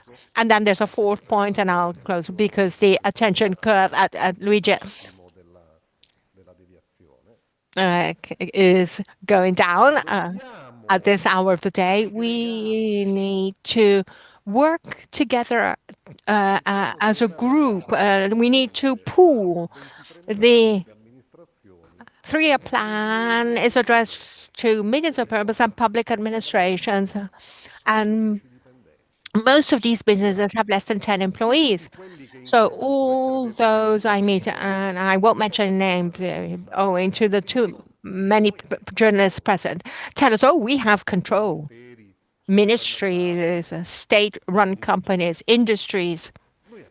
Oh, we have full control. Then you take a look and it's, how many GPUs do you have? 131. Wow. Having control means having instrumental resources and skills to do many activities. So again, the second message is, does everybody want to do everything? I'm here and I'd like to greet the Higher School of the Police. Like many of you, I come from the Ministry of Infrastructure and Transport. Everybody has to have the same type of equipment and motor patrol boats. Everybody will buy 131 GPUs, and then probably our level of competition will be very low. I'm not giving a pessimistic vision. I'm just coming up with some food for thought for those colleagues who will take the floor afterwards. And last one is even more tragic, if you like. It's the awareness that Mr. Garofalo was talking about earlier. Awareness today that we have, as AGIT, we have opened some sandboxes where many companies are coming to ask how these AI tools change, explode, because that's what a sandbox make things happen. And I'd like to invite you to take a look at the papers on the steerability and the drifting of these models. How, and we're not talking about cyber attacks, so we're talking about the functioning of these systems. So how the same nature of these agents entails the need to be aware of how they work, of how a business uses them to talk 150 languages of the world, and how an institution uses them to do translations or intention answer. You need to be aware of their functioning, of how they work. So awareness that the chain goes from energy to applications, awareness that not everybody will be able to play in Champions League, not everybody. We need also the D League to make talents emerge and make them play in the Premier League and then in Champions League. Aggregation, we need to pool our efforts. Awareness, because many talk about the presence of God, philosophy, and Asimov's law. At this time, we are not at this form, we haven't gotten to this form of control. Right now, and I'll wrap up on this, the last precious element that we hope we have offered through the guidelines that we're about to be published with regard to procurement and development is that by applying the the basics. So, non esiste il livello 5, questa è la buona notizia. So we go from a level 1 to level 5 when we pull our hair out due to the anthropocentric role or the risks that our humanity will be dispersed. Let's remember that today we are level 4 at the most. Level 5 is just research and experimentation, and very limited too. So this last element, and I'm run out of time, is to move forward to say we have the definitions, we have an ecosystem, We won't have the best system in the world as Italians, Europeans, but if we start off from that scale of that stack from energy to applications, if we use our ability to mix institutions with universities and business and schools, and if we start getting our hands dirty, because that's what sandboxes are for, the ability to gain awareness of how these tools work, then I think that we'll be able to have our say. So welcome to my colleagues. I've launched some provocations and I hope that they will be seized by those taking part in the debate. Thank you for having opened our minds through this inspiring speech. Thank you so much for having given us some stimulus for the next panel. What is the next panel? It will be formed by Alessio of HWG Sababa, Davide D'Amico, the General Director of the General Directorate for Digital Innovation and Simplification and Statistics of the Ministry of Education and Merit, Massimo Palermo, Vice President of Fortinetti, Luca Nicoletti, Head of the Industrial Program Service of the nation, and Mrs. Barbara Strappato, who is of the Postal Service and Cybersecurity.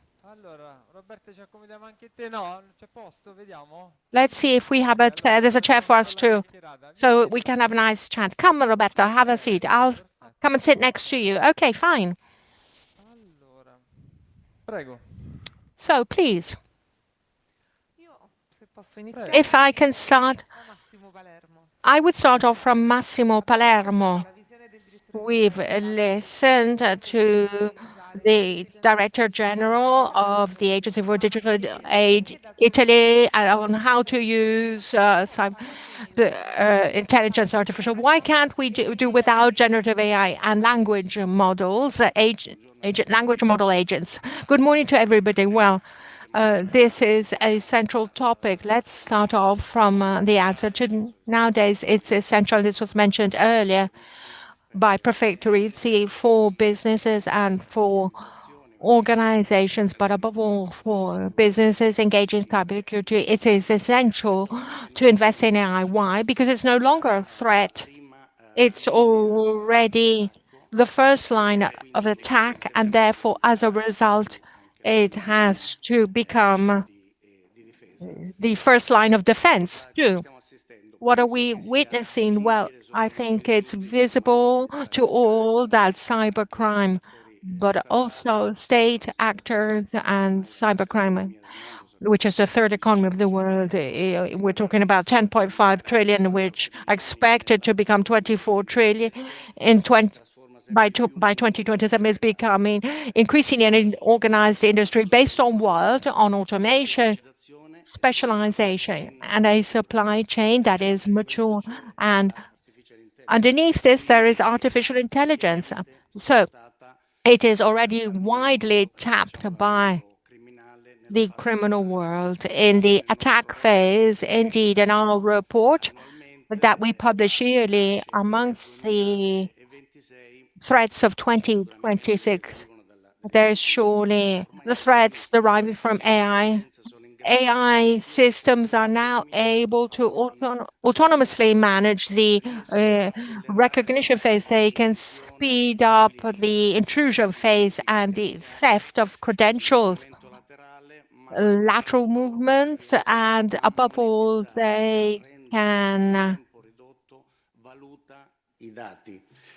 convert data into currency. So they are fundamental elements, and we shouldn't forget, as you, Roberto, were mentioning, that artificial intelligence in itself becomes an extension of the surface of attack. So now we have to deal with digital identity. So the whole world of artificial intelligence, the whole stack, computational capacity, LLM models and data, and all the layers are becoming a further element that needs to be protected. And here too, we expect an increase in breaches, LLM type breaches. And last but not least, this was mentioned by the prefecture earlier at the beginning, We have the world of deepfakes and disinformation and phishing.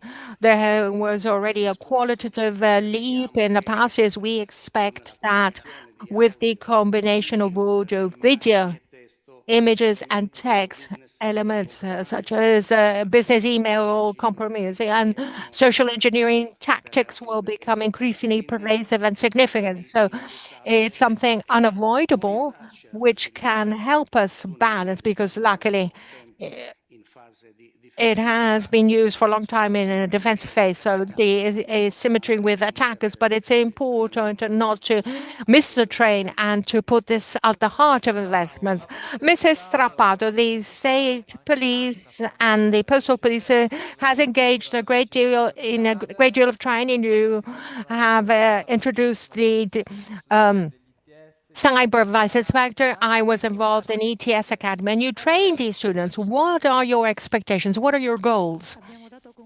Well, with these two activities, we have offered a concrete response to a need that day-to-day working activity has highlighted. We needed a lot of professionalism and professions, and we really need this across the country. This is something, these are things that we bring in the lives of day-to-day citizens' lives and in their lives, and we did this. And it was the first competitive call for a course when we have 144 students with a vast program and curriculum. I would just like to describe some of the subjects that seem to be remote, just to give you a snapshot how thorough the training is. We go from infrastructure, networks, the identification of threats and their development and the way in which they have to be tackled and the way it's responsibilities need to be distributed in case of significant events from the standpoint of cybersecurity. But we are also engaged in many other activities regarding to crimes for which we have specific competence. So we have some dating back to some time ago. So training and following from a psychological point of view, colleagues who are engaged undercover activities in the case of particular important and severe events such as pornography. And we were able to rely on companies, and part of this program is in the hands of a leading company and on universities. And that conversation that dates back to over 20 years that between the public and private sector, which we strongly believed in, because we believe that this is the strategic key to tackle together cyberspace, which is a very complex. So this is the way in which we tackle this competition with the rules of engagement. You know, changing things in the public administration is possible. These have been 9 months of passion for cybersecurity that to be experienced and to study all in one go, all in one gulp. The other aspect of di questo protocollo con Rete ITS Italia, che da sempre si dedica a quelli che sono i settori più strategici per il nostro paese. We are dealing with the most strategic sectors. And this is another protocol. It's a two-year course post high school diploma. So all our officers will become trainers of these students, and some of them will be able to be trained at our offices within the framework of this course. We wanted to look at new generations to make them fall in love in a world in which we're all immersed in, and we all know this in here, but that we need to govern in the best possible way in the light of artificial intelligence, which we have included in our courses in all its complexity, which and we can't do without, as we know very well. And we believe that information and training, vocational training is the proper way of investing energy research. Okay, parents, listen, listening in, after after secondary high school. school, you don't only have universities, you have high technological institutes, and 36 of them are devoted to cybersecurity. Let's talk to the authority, ASEAN, Luca Nicoletti. It is not enough to have education and training. ASEAN has made funds available from National Recovery Resilience Plan to create a new infrastructure in Naples. Which are the targets and objectives? Can you describe it? Good morning to all of you, and thank you very much for your kind invitation. I'd like to shift a little bit, change the narrative. We talk about we hear about AI like something negative, an incumbent threat. From our point of view, AI is a huge opportunity which must be seized, something which needs to be ridden. The fear certainly indicates that there is insecurity, uncertainty, a feeling of not being up to the levels in terms of skills and competence which are required in the country. Nobody is hiding, but the big American and Chinese corporations are far ahead of us, but this does not mean that there is not enough room for other companies to do business. If we can create national champions on AI, this would be the typical win-win situation. On the one hand, higher ability to protect ourselves, understand phenomena and everything which has been mentioned this morning. On the other hand, creating GDP, creating jobs, holding skills. We have a huge problem of talents fleeing abroad, where there is more attraction from many points of view. So the agency is trying, on the one hand, and I link back to the provocations by Director Nobile. On the one hand, it has financed and it is financing important infrastructures in the wake of the strategy of the European high continent. The first one is magari the one which we've established in Naples at the University Federico II. It's going to be a rather big infrastructure, but the important thing is that it is part and parcel of the European supercomputing network, which is connected to a second initiative we funded, which is connected to the AI factory, the factory of AI, which will be an infrastructure which will be really big and huge, talking about different thousands CPUs connected together and included within a European supercomputing network. The infrastructure in Naples and the High Factory 1 will be, first of all, made available to the world of research, startups, and small and medium-sized businesses. There are problems to be tackled in terms of state aid, because these are infrastructures which are funded through national and European public funds. So making them available for research causes no problem. The first calls for tender will be soon released. Making them available to the SMEs is a little bit more complicated because this can be seen as a state aid in kind, but we're working on solving this problem as well. This is a fundamental issue, and this was mentioned previously by Minister Plenipotentiary De Pedis. We're working on this.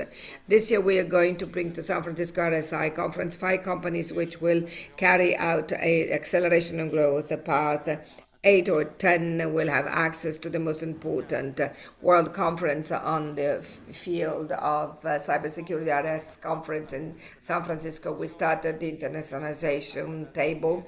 We're going to participate in other exhibitions in France and possibly in Singapore in the fall. All of this because we must have an international projection.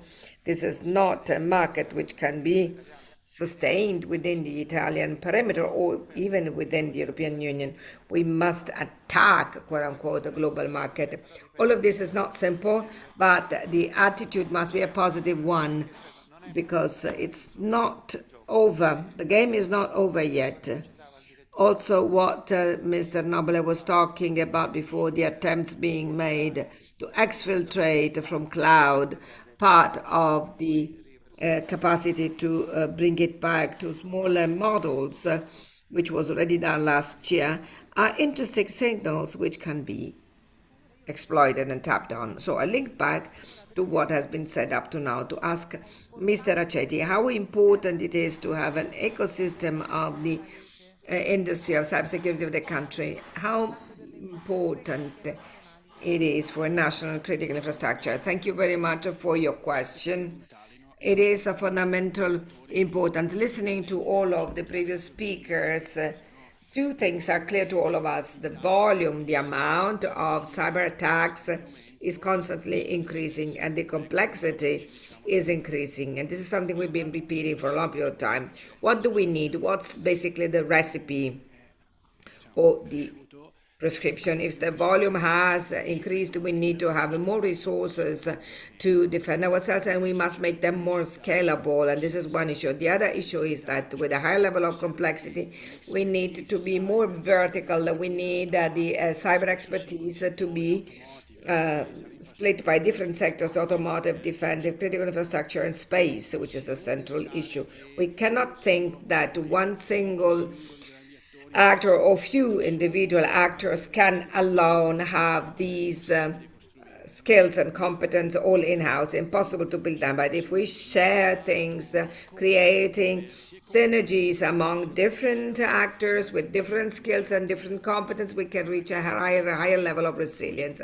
I'd like to give you two elements and a couple of examples. One relating to the partnership between the public and private sectors.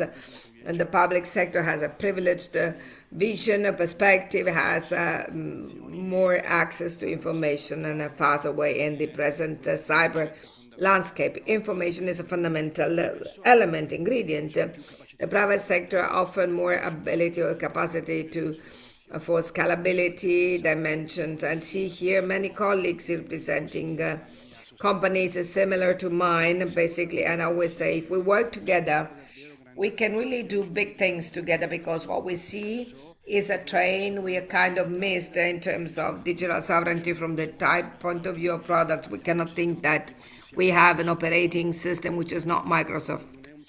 This is not a train we can catch, but if we, representing the group of Italian companies providing cybersecurity services, we pool together and work together, we can be stronger than the international players coming here trying to support our critical infrastructures. Isn't that more resilient for the country to share, put together a series of Italian companies rather than relying on foreign actors for the provision of critical services? The other thing, and I link back to what Mr. Nicoletti was saying before, is supporting Italian companies to become international, because this increases resilience of our country. I'll give you an example. We have many customers, clients in the energy sector in Middle East, and this gives us an absolute perspective on new techniques and tactics and attack procedures of the Iranian or Russian threat, which today those type of attacks are not yet have not yet arrived, but the digital substation for the distribution of energy here in other country is basically the same. Mr. D'Amico, what's the contribution of the Ministry of Education in feeding the culture of cybersecurity, which is a common mission? Yes, I would like to thank you very much for the kind invitation. As far as the Ministry of Education and Merit is concerned, we've tried to split this issue in two parts. The one hand, raising awareness and providing basic education and training. You know, the Ministry of Education and Merit has a huge number of stakeholders. If you think of students and their families, which are involved, we reach approximately 21 million people in Italy. On top of that, we have as civil servants, we have approximately 40% of the public servants, 1.2 million people, teachers, school, principals, and staff. So we try to differentiate, make a difference between education training and awareness raising for young people and their families.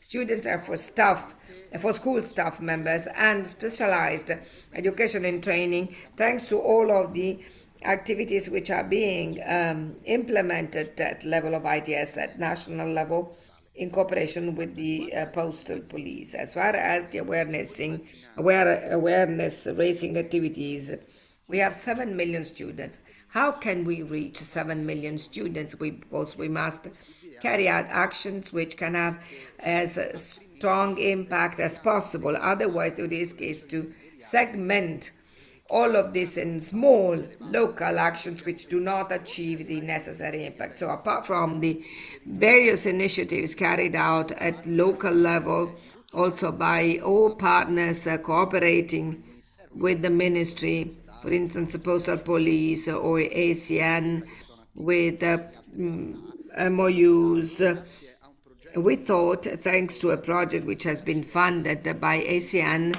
we thought of raising the awareness of students and their families through vehicles or platforms we have, for instance, the platform Unica, through which people register with schools where people pay the school fees, where students upload their CV, so that when a young student or a parent enters a platform in an area, there are micro contents which can be viewed and which make reference to raising the awareness of people and users on different aspects, like using digital identity, using passwords, AI, paying attention to video games, social media, and so on and so forth. Apart from including them in a separate section within our website through an experiment which will be expanded in the next few months. What we try to do, as soon as you enter a platform like the ads online, you have micro content or 2 or 3 minutes which explains, rotating one of the subjects which have been discussed with our format, which provides for like actors or actresses, so something very close to young people as a method of communication. Actors who talk to each other and try to explain in simple words what it means to deal with these issues. And this is the part that we carried out at level of families or students. On the side of school staff, we've been launching now for many months phishing campaigns, namely, we have sent, and you can easily understand, 1,200,000 people. We prepared different mails for various employees, one with Postal, one with Noipia, one with the account of ministry. And we've seen, and we have a huge amount of data which came back over time through various campaigns. There is actually a reduction in the number of those who click on the different mails because they are starting to understand that they must pay attention in the mail, which makes the difference in terms of preventing problems. That's a very beautiful initiative. Thank you very much. And talking about education and training, Fortinet is also involved with education and training initiatives with students. So one of them, in cooperation with Postal Police. You want to say a couple of words? First of all, I would like to say that I'm trying to talk about phishing with my child at home. This is the engine behind the initiative. We had already organized similar initiatives for ITS and universities within the commitment which had been taken at global level to train 1 million people by 2026. We've reached 800,000, so we should succeed. An important piece was missing. I have a 13-year-old child. When he was 10, I had to give him a smartphone. He certainly had already access to his PlayStation. He plays and is on social media. So we believe there is a moment of exposure which is not guided in new generation. I come from a generation where we would attend classes of civic education. So cybersecurity, as far as we are concerned, should be the new civic education to help these young people. How concretely? There is a free of charge program which can be applied and used in public and private primary and secondary schools, 20 modules like the landscape of threats, privacy, digital presence, social engineering, as how to use social media to increase the level of awareness and to raise the awareness. I liked what Mrs. Stoppato said. Make young generation fall in love and accept them. You already started in Naples? We had 2 pilot projects I would like to thank, because we have ACN and the Postal Police. They've been supporting us. This is something wonderful which opens your heart, because when you see the reaction and the interest and the feedbacks coming from these young people, because at the end we ask them to summarize and give us make a drawing, something useful, we are proud. It is open to all schools, so I'm inviting all of those who have an interest can join on our website for sure. The help of ACN and Postal Police, and hopefully also the ministry can help us to develop it at a higher level. Thanks for this initiative. Mrs. Strappato, which are the next initiatives of the State Police and Postal Police? Many of them, they are all inspired by common defense, which in order to be operational should bring the issues of cybersecurity among citizens, from the youngest, as Massimo was saying, to the oldest. As of next April 10th, the State Police is celebrating 175th anniversary. It's many years, but we'll do that in the squares, the classic platform where in the world, the antique world, people met to exchange goods and communication. We'll do that taking the track, where we're going to meet students, parents, and teachers. A new path, which is inspired by the issue of tackling frauds, unsuspectable. The objective is to make people who are going to go through our totems more skilled, abler, more able to tackle the scenes of the presently applied frauds. At the end of this path, they will have additional instruments to tackle them better. This path that we've started, which we started and inaugurated, will be surrounded by some activities like AI, cryptocurrencies, gender violence online, which is often neglected, so we need to get back, but also hate speech, which often permeates the web and does it being done by normal people who do not realize what they are writing and doing. And since respect, which is male substantive, must permeate all of our behaviors, also the ones online, is at the basis of the proper functioning of relationship among people. We should focus on this as well. Summer is coming. We're going to have Cyber Summer on board of the track. I want to come to this police is April 10th in Rome.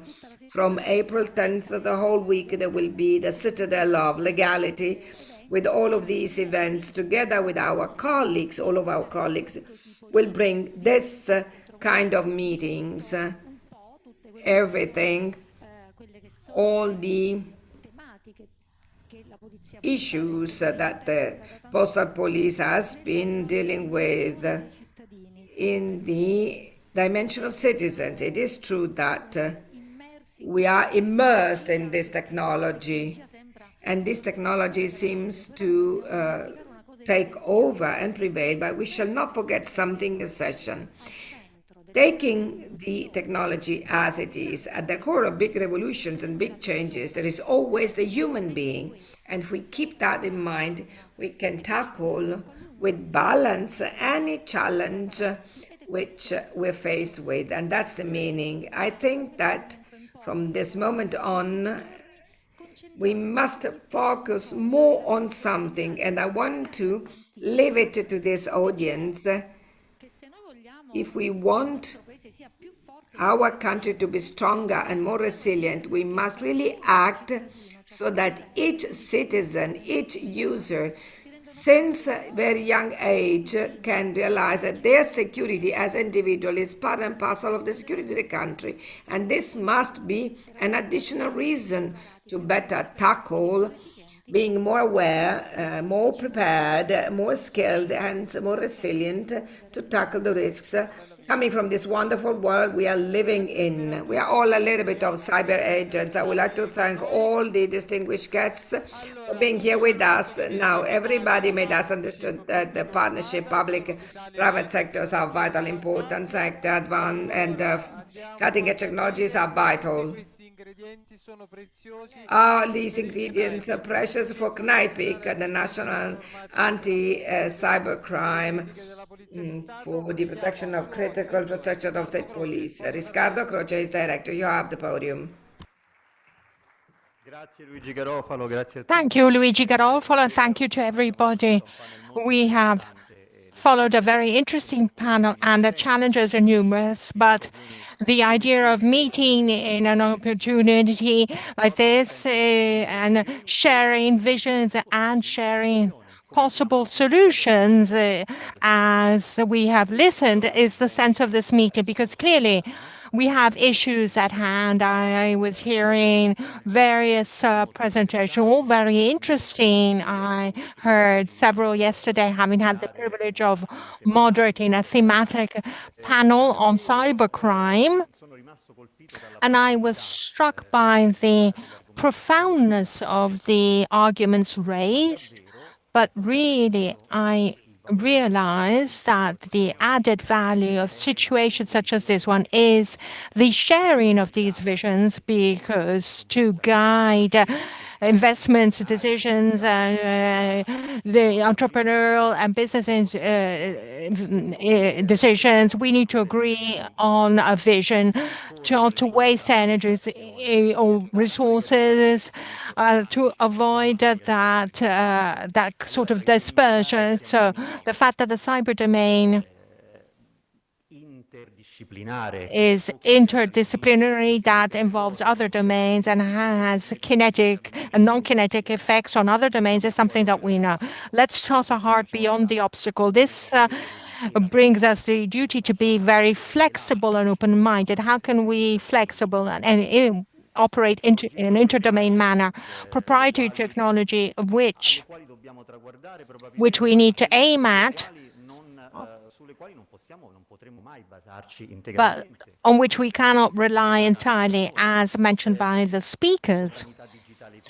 Full digital sovereignty, it's difficult, even in the procurement of external technologies. How can we trust these external technologies? Study, professionalization of the study of external technologies, which we obviously have to acquire necessarily.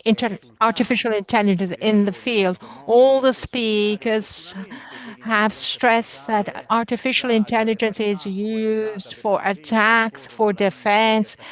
Both attackers and defenders resort to AI, for sure. Issues tied to AI, certification of source, validation of sources, and AI algorithms. This is one of the frontier sectors, therefore vision. Again, it's important to obviously raise this issue, but we need to go beyond artificial intelligence. Yes, but with a vision of the fishing territory, where we train algorithms to fish when it comes to defending. The same attention attackers will have when using this during an attack, of course. Economic symmetry, we know that our hostile players go beyond the symmetry that we have.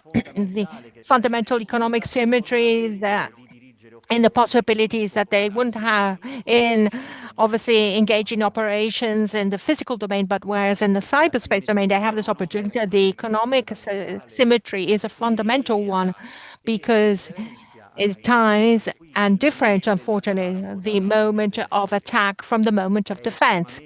it is extremely cheaper to conduct a destructive IT attack compared to the investments that have to and need to be made for defense purposes, and therefore rationalization of what we already have, and investment, of course. Flexibility and modularity of attackers. We have hostile players who remodulate, who are flexible in relying on chains of attacks, as we too need to be equally flexible in intercepting these chains. And crime as a service obviously relies on or uses its various steps. Obviously, interest in the supply chain of attacks. This always calls us, all us defenders, to ask us where are the boundaries of the perimeter we need to defend. Do they go as far as the supply chains? Yes. Do they reach to the single workstations of people working from home? But here too, we may need to make a leap and ask ourselves, how can we defend such a broad perimeter? So breadth of the perimeter, that's something that we need to tackle right now. Transnationality of attacks. Transnationality is a stable connotation of cyber attacks. Citizens, business, and public administrations are attacked by individuals or criminal groups that use foreign technologies and a physical presence not on the national territory. Again, this is a truth that we're all aware of. In situations such as these, we need to share a vision of how to go beyond, how to try and go beyond with the regular tools. I heard earlier a reference to the fact that the moment of defense is inevitably tied regulatory constraints. These are the rules of democracy. It's not the moment of attack doesn't have these constraints. It's absolutely free to move as it prefers, and therefore quicker. So here, too, what do we need to do? We need to try and go beyond this obstacle of transnationality, at least as far as we're concerned, as the police, by strengthening or trying to strengthen partnerships and cooperation with our counterparts and the judicial authorities abroad too, but trying to understand how all of us can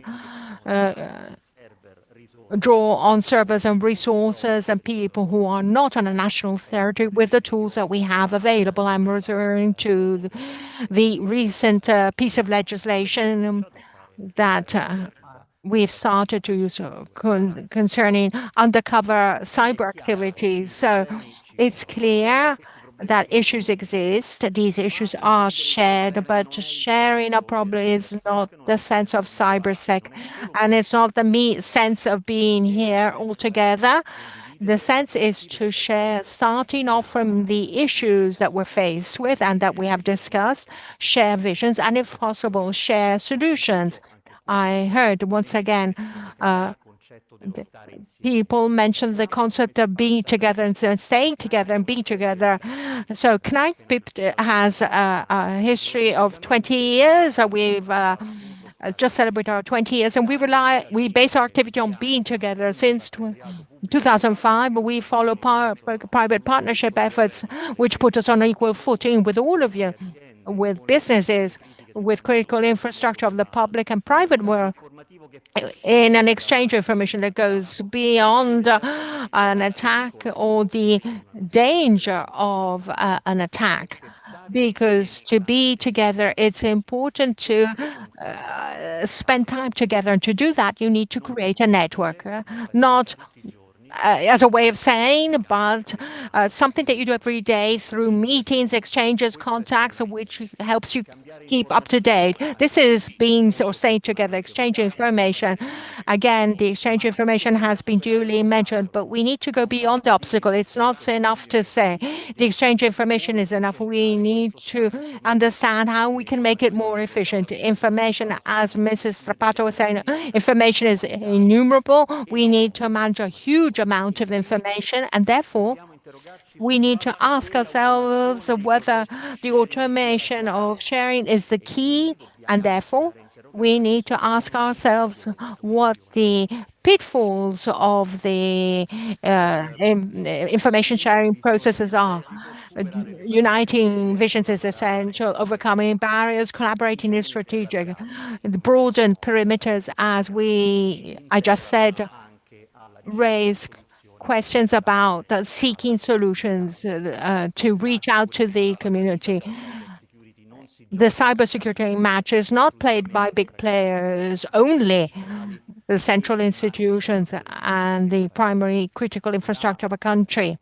The cybersecurity match is closely tied to our ability to reach out throughout the territory in the fabric of SMEs and the fabric of public local governments. Just think about how many attacks our national health system has witnessed. It's a very decentralized system that relies on the local health districts. And this is the topic of healthcare. Just think about how many of our critical services are delivered locally and how much the backbone of a country is based on the fabric of SMEs.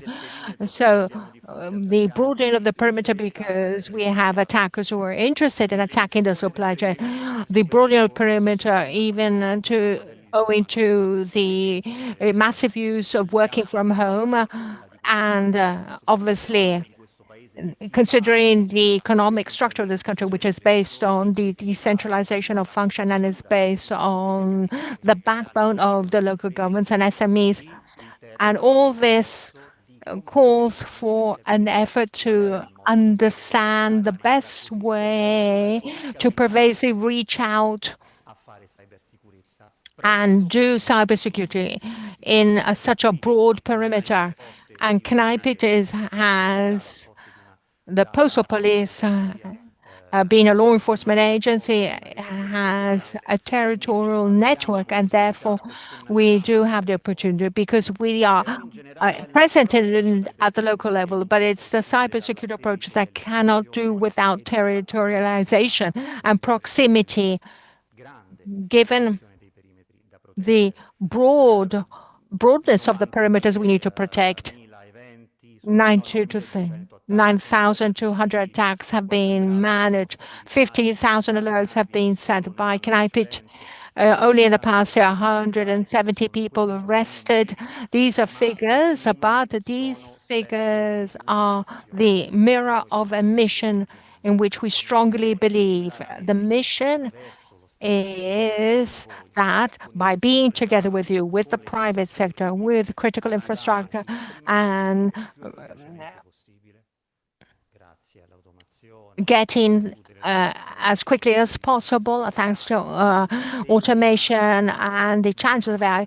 But the mantra is getting there as quickly as possible and with the utmost quality to potential and reaching out to potential victims. Thank you. Director Croce, it was very nice to listen to you. Thank you so much. And thank you for your contribution. I wanted you to receive an applause for what CNIPIT does, and it protects over 80 critical infrastructures. Thank you. I take this on behalf of my colleagues too. And now we have another distinguished speaker who will give his presentation. Now we'll be talking about a context, the current one, the one we live in, which can be considered an unstable context with a balance that is ever changing. And therefore, we'd like to hear the contribution of Stefano Melo, who's a partner and head of Cybersecurity and Space Economy Law Department at Gianni Origone. So, regulating instability, the law as a pillar of global cybersecurity. Thank you for the invitation, and I'd like to thank Cybersecurity Italia for organizing this event that's increasingly amazing and important, and also to the police, the state police, for hosting us in this wonderful premises. And thank you to the Postal Police for the work they do on a regular basis. Normally, We all know each other a bit. The sector is fairly big. And being a lawyer, I deal with strategic companies and public administrations, and I can assure you that what I hear repeated time and again, some CISO, CTO, CSO, all these acronyms that are very fascinating, head of legal and so on. So when a company meets me, they say, enough with these rules concerning cybersecurity. We've had enough. And I've heard, yes, exactly, from the far end. Now, I understand the frustration. I understand the amount of rules and legislation and regulations. If we think that legislation regarding cybersecurity is quite recent, the first traces date back to 2018, the directive NIS1, which we started to call it as NIS1 to distinguish it from NIS2. So we're in 2018, but then there was an acceleration, a very clear one, with a strategic approach of the European legislator based on two concepts, two ideas. On the one hand, or rather two legislative approaches. On the one hand, pushing towards the raising of cybersecurity standards through regulations that ask us to do something. That's a topic of NIS2, the DORA regulation, where the legislator is asking us to take action and to apply security measures, and is asking us to report incidents and to rigorously protect the supply chain. These are three of the 5 elements that link these different regulations. On the other side, we have the European legislator that is moving instead towards certification schemes for cybersecurity system. This is the case of the Cybersecurity Act. And what is about to arrive? The Cyber Resilience Act that will have an impact on companies that produce hardware and software.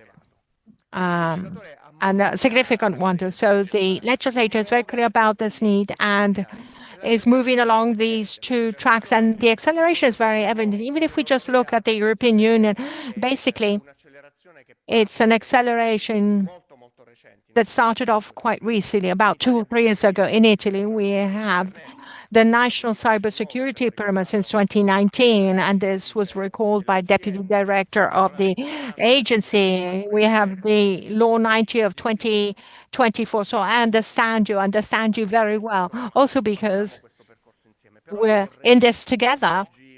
But today, I'd like to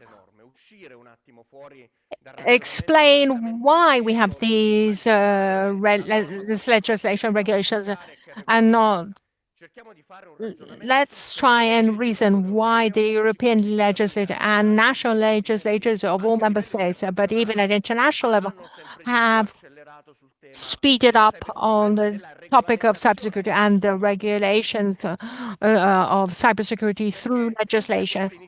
Because all these initiatives, of course, have as their goal that of strengthening digital operating resilience, but it's clear to all that IT attacks are on the rise. Malicious activities by criminal organizations, activists, terrorist organizations that use cyberspace for propaganda, disinformation, and training, and so on, all the way to states with the armed forces and intelligence who are increasing their activities in cyberspace. And so, in my view,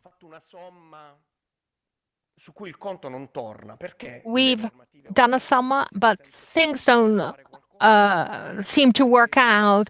So regulations increase, and we're forced to do more and more, but attacks are not in the decline. On the decline, they're on the rise.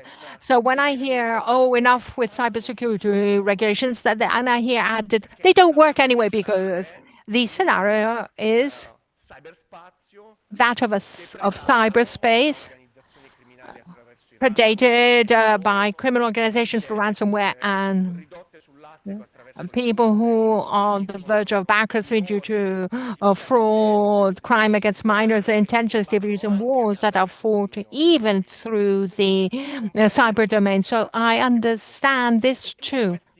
And all these elements are becoming a structural element of the digital ecosystem today, a structural element of the digital ecosystem that we'll never do without. It is wrong to associate the concept of more regulation, less attacks, more regulation, let's lower the levels of impact of the ability of these players to attack us and to be successful, because the approach is erroneous, at least substantial as far as I'm concerned, from a regulatory point of view.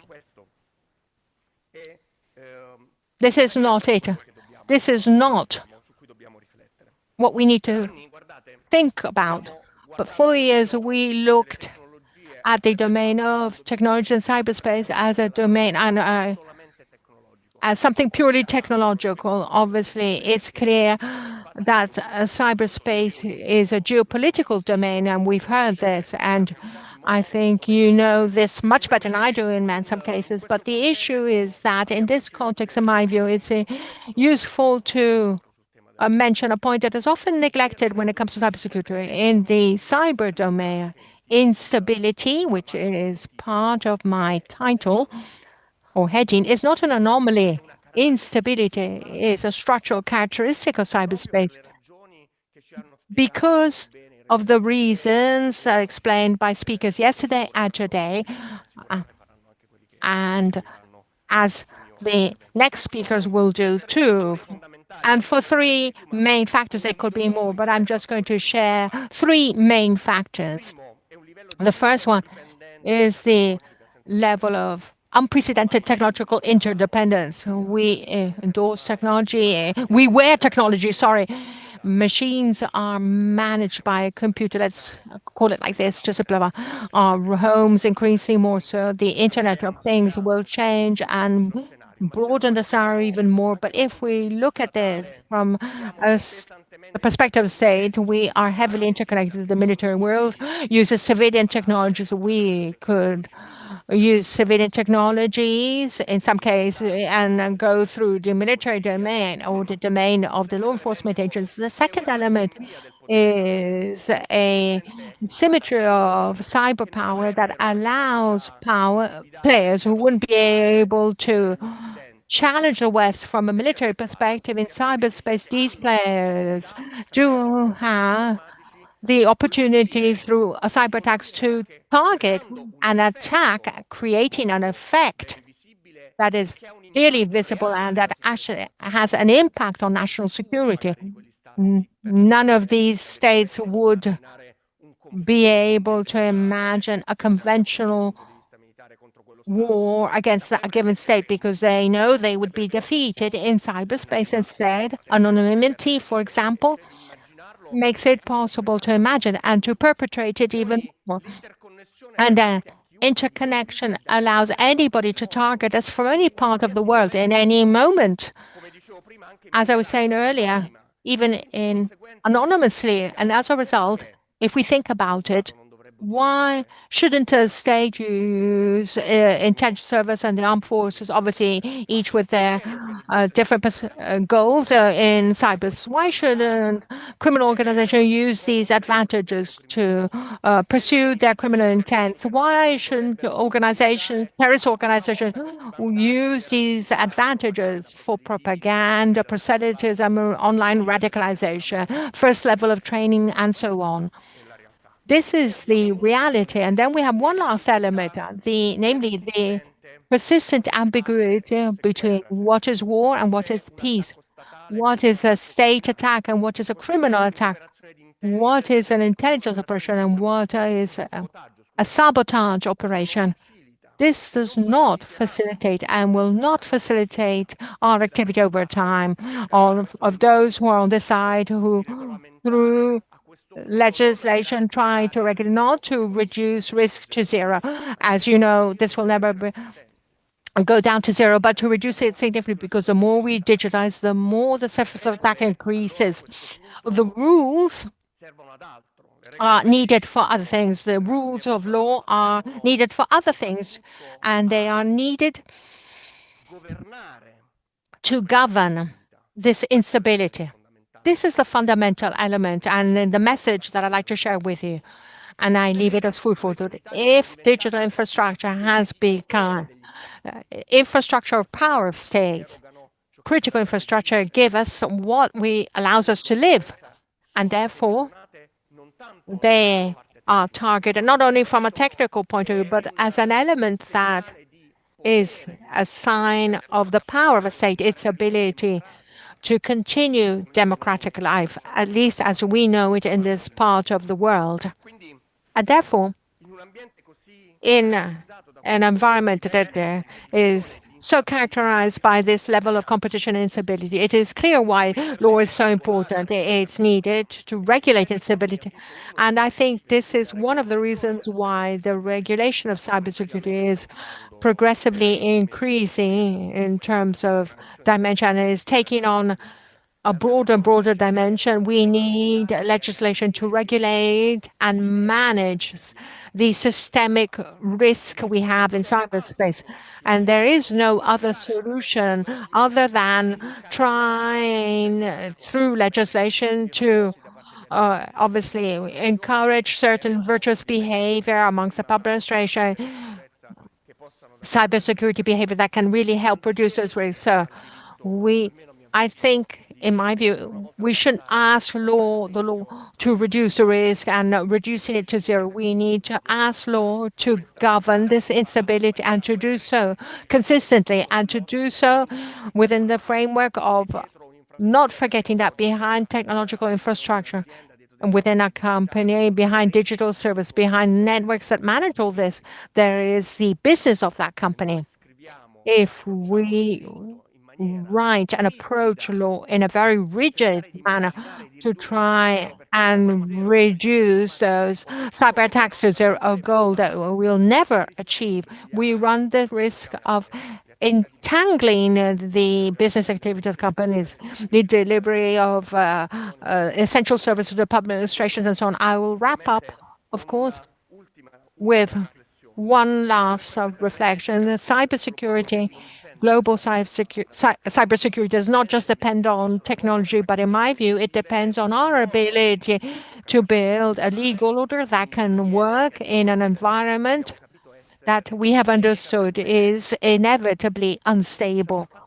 Cyberspace will always be an environment of geopolitical, economic competition, of conflict and innovation. So I don't think it's a matter of eliminating stability, but to regulate it. And this is where law can be one of the critical infrastructure of our national security. Law is an invisible infrastructure of our national security and one of the fundamental pillars of global cybersecurity. Thank you for your attention. Thank you, Lawyer Melo, for enabling us to better understand the rationale of the rules. Let's move to digital forensics to understand the present limitations and best practice in the time of AI. We do that with Luigi Portaluri, Director of Study Europe of Magna Forensics. Welcome to you. You are back to CyberSec. Here we are. Where is the microphone? Here it is. Roberto, here you are. I have a question. What's the present state of the art of forensic IT sharing, fragmentation, and Mrs. Trapato spoke of human factors. We have all the ingredients. The forensic framework has changed in the past few years, especially two or three last years. Today, digital investigations involve thousands and thousands of data and different levels of the administration and last over time. Sometimes investigations last years and are subject to judicial scrutiny and public scrutiny and media scrutiny as well, which sometimes are of relevant importance. In this landscape, sharing this becomes a part and parcel of the quality of the investigation. The reference model I would like to share with you is basically the fact that the case or the piece of evidence or information are put at the core, the center, centralization. Today, evidence should no longer go on physical, digital media. They are kept and should be kept in one single, safe, and secure environment, which is governed and possible to be governed. This makes it possible to preserve, first of all, the continuity of the custody chain, reducing the possibility of losing or dispersing data, and keeping the value of the evidence connected to the context. The sharing no longer takes place through exchanging mail, data, or physical movement of USB pens or drives. I want to say it shouldn't, but it sometimes happens. But this happens through controlled access. Investigators, technical consultants, officials, officers, judges work on the same file and have access to the same information at the same time in view of their own role and level of authority and access. For those working in frameworks like this, transparency, and by transparency we don't mean lack of rules as it is sometimes the case, but transparency is a clear responsibility and accountability along the investigation process with names. The other element is structured cooperation. What do we mean? Different stakeholders can analyze, sometimes at the same time, also remotely, analyze the same piece of data. They should. Also, out on the basis of the regulation and the legislation, this is not always the case, or is it possible? Depends on the type of investigation. Without repeating activities, in the specific case, investigation activity without altering data, this speeds up the identification of the fact, keeping a single direction. And this is a rather effective model, above all when we have complex proceedings like investigation of international terrorism or organized crime investigations. A couple of years ago, and I think you were here too, General Tomasetti shared, so it's not just a confidential piece of information, he shared with all of us the fact that when they arrested Matteo Massina Denaro, they seized and impounded 384 different devices, apart from the cataloging activities of these devices, analyzing data on 384 devices. You can easily imagine how sharing can be important for that type of activity. If we look at the legal juridical aspect, the traceability and possibility to check and verify data is fundamental importance. Every access, every consultation must have a formal control, which must be a substantial guarantee. Clearly, the law enforcement must master and must be the owner of the evidence. But what it is increasingly important is to know how that piece of evidence has been obtained, what is the source, in order to make the pathway of the piece of evidence visible and verifiable, also in order to protect the work of the people working in it. And also the quality of shared information changes. It's no longer a question of files or pieces of files, data coming from other digital devices, but even the interpretation which is being given. And here I come to the human factor. So it's no longer just the objective piece of data which has been derived from a device, but we have notations, connections among pieces of evidence, chronological reconstruction, tags, and so on and so forth. This is done by the operators, and this clearly makes the file more readable, more consistent, but this makes it easier to defend it when it comes to the court hearing, which allows the judge or magistrate to have a more understandable file. And from this, And this, we come to the question. We have best practices. The first one is that truth is at the core, or the central, that the truth is one single place. We have it in one single place. Accesses based on roles, complete traceability, clear distinction of tasks among those who collect, those who analyze, and those who evaluate the pieces of evidence, and the standardization of processes. And here, lawyer Stefano Mele has been very clear. I mean, not only a standardization of processes at level of Italian legislation, regulation, but in particular, in view of the AI Act at European level.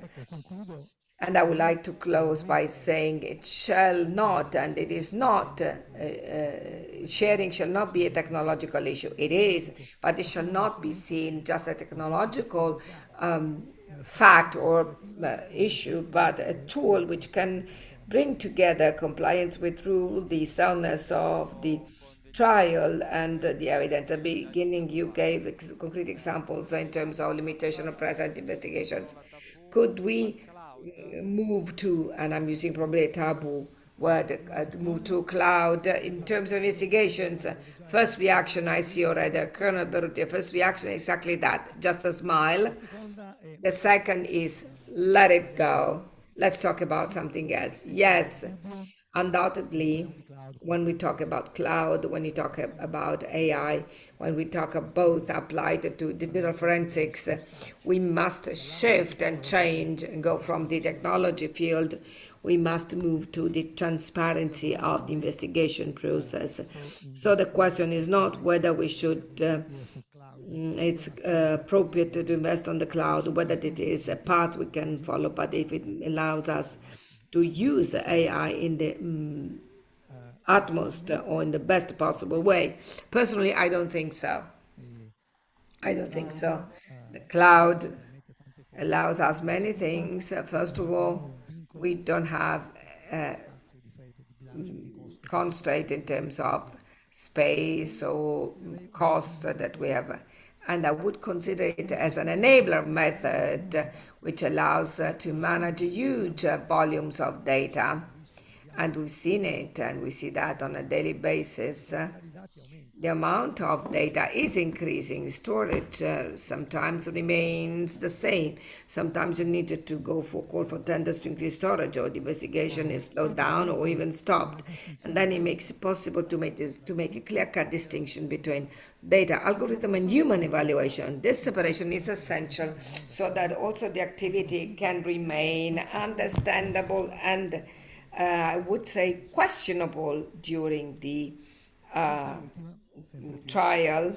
And last but not least, and this is cross-sectional to the public administration as a whole, next to the evidence profiles, we have economic sustainability, infrastructures, and infrastructures are very expensive and require very high investments, constant maintenance, and increasingly fast renewal cycles. In particular, the obsolescence of the hardware is not always able to sustain the computations of the algorithms of AI. Very often the hardware cannot be even written off. So what makes the cloud possible for us? It allows us to go from a rigid model with T0 capex, a flexible and a scalable model operating expenditure. And I think this is public administration, I think, has made this. I'm thinking of printers. I worked in Canon in another life, and all businesses and all public administration would buy printers, ink, and paper. I think they no longer buy printers, no longer the ink or paper. You pay the copy. Not to talk about or to mention redundancy, if we speak of AWS, a company we work with, or Microsoft, or in Italy we talk about Fastweb or Aruba. For sure, we don't have zero risk on the network down, but for sure on the cloud we can limit it. Clearly, and I would like to close here, the economic aspect is extremely important. Gold is expensive, square meters cost, the obsolescence rate is very fast. I see, apart from public administration, the element of costs is an increasingly relevant element when it comes to commodities. In 30 seconds, considering all of this at international level, how is the present situation for Italy?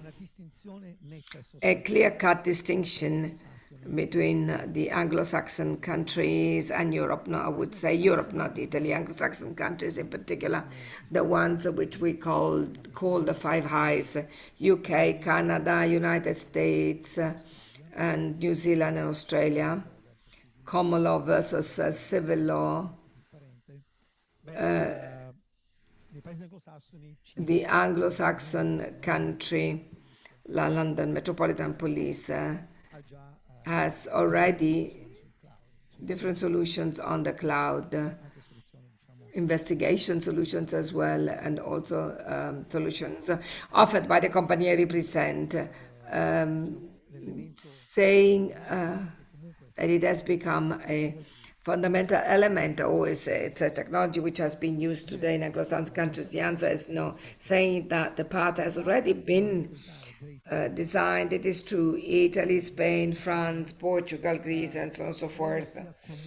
I think that it's not a path or road which has been just outlined, but it's a path with no return. Thank you, Luigi Portaluppi from Magnet Forensics. Thank you very much. We talk a lot at length about AI in cybersecurity, which can become also an attack surface. How can we create a common defense in the time of AI agents, and how can we defend ourselves from weaponization of AI? Let's ask it to Diego Fasano, CEO of Hermetics. Good morning to all of you. First of all, I would like to thank the State Police at the High Specialization School, which is hosting us and hosting this wonderful event. In the past edition of CyberSec, I gave a speech on the cyber surveillance techniques and cyber intelligence through spyware. In the most recent Space Underwater, I showed the techniques to hack a low-orbit satellite. I must say that when I thought of today's speech, I had to, and going back to the previous speeches, I understood the paradigm is changing. We were talking about hacking techniques where AI was a tool which helped doing those things. The situation is changing, the paradigm is changing. A bank robber of early 900s, Willie Suddenly was often arrested, so he was not very good at robbing the banks. And he was asked, why are you robbing the banks? And he said, because the money is there, wealth is there, so follow the money. So I try to understand following the money and the value, where the value right now resides. The value of AI resides within cybersecurity. Now, the value lies in the fact that we see AI as a kind of digital bank. Within the different LLM and the AIs being used in public organizations, in businesses and companies, we find high value, very high valuable data relating to confidential information, but there's another type of wealth, and there is computing power, there are automation systems governed by AI. All of this represents a kind of repository within the organizations. The raw data, if we look at AI from this perspective, we understand that AI has become partly an attack surface, but actually it's the systems at the service of AI are the attack surface. All of those systems which are kind of implementers to which AI is connected, the ticketing systems in businesses, the cloud consoles, workflow, commands and workflows which are managed and guided by AI, so by these implementers. Watch out, because if an opponent, a cyber criminal or pro-government group from an enemy country can guide the AI operator, in that case, they didn't breach a server, as it was the case until a few years ago, but it is piloting or guiding a process within the organization, is having an impact on the ability of AI to perform operations or not, to make decisions one way or the other.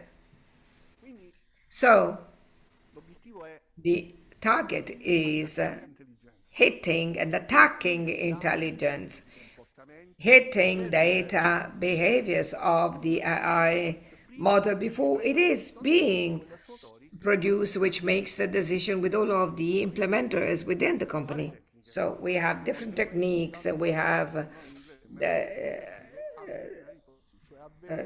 training data poisoning, which is poisoning the source of information, the data wells which are being used apart from in-house training, hitting or attacking the supply chain with fine-tuning models, so that from there you can get poisoned information and then do what the acronym is RAG, because we know that AI fishes from third sources of information apart from what is being done in-house by the specialists within the organization. And here, AI can be guided without an exploit. Right now, we all think of spyware and attacks with spywares, which are strong, powerful, but they need something. They need an exploit. They need the vulnerability, first and foremost, and the exploit, tapping on exploiting that vulnerability on dark web. You can find many of them that have rather high value, millions of euro on exploit, or vulnerability 0 day on an iPhone. What we are talking about is something which does without all of this. I spoke of RIG, Retrieval Augmented Generation, Retrieval Augmented Generation, a complicated acronym to say what I was talking about before. AI is not only trained through in-house training, but it can be trained or trains itself, taking the data it's interested in, files, data around the web, on other closed or open or semi-open sources which add to the in-house training.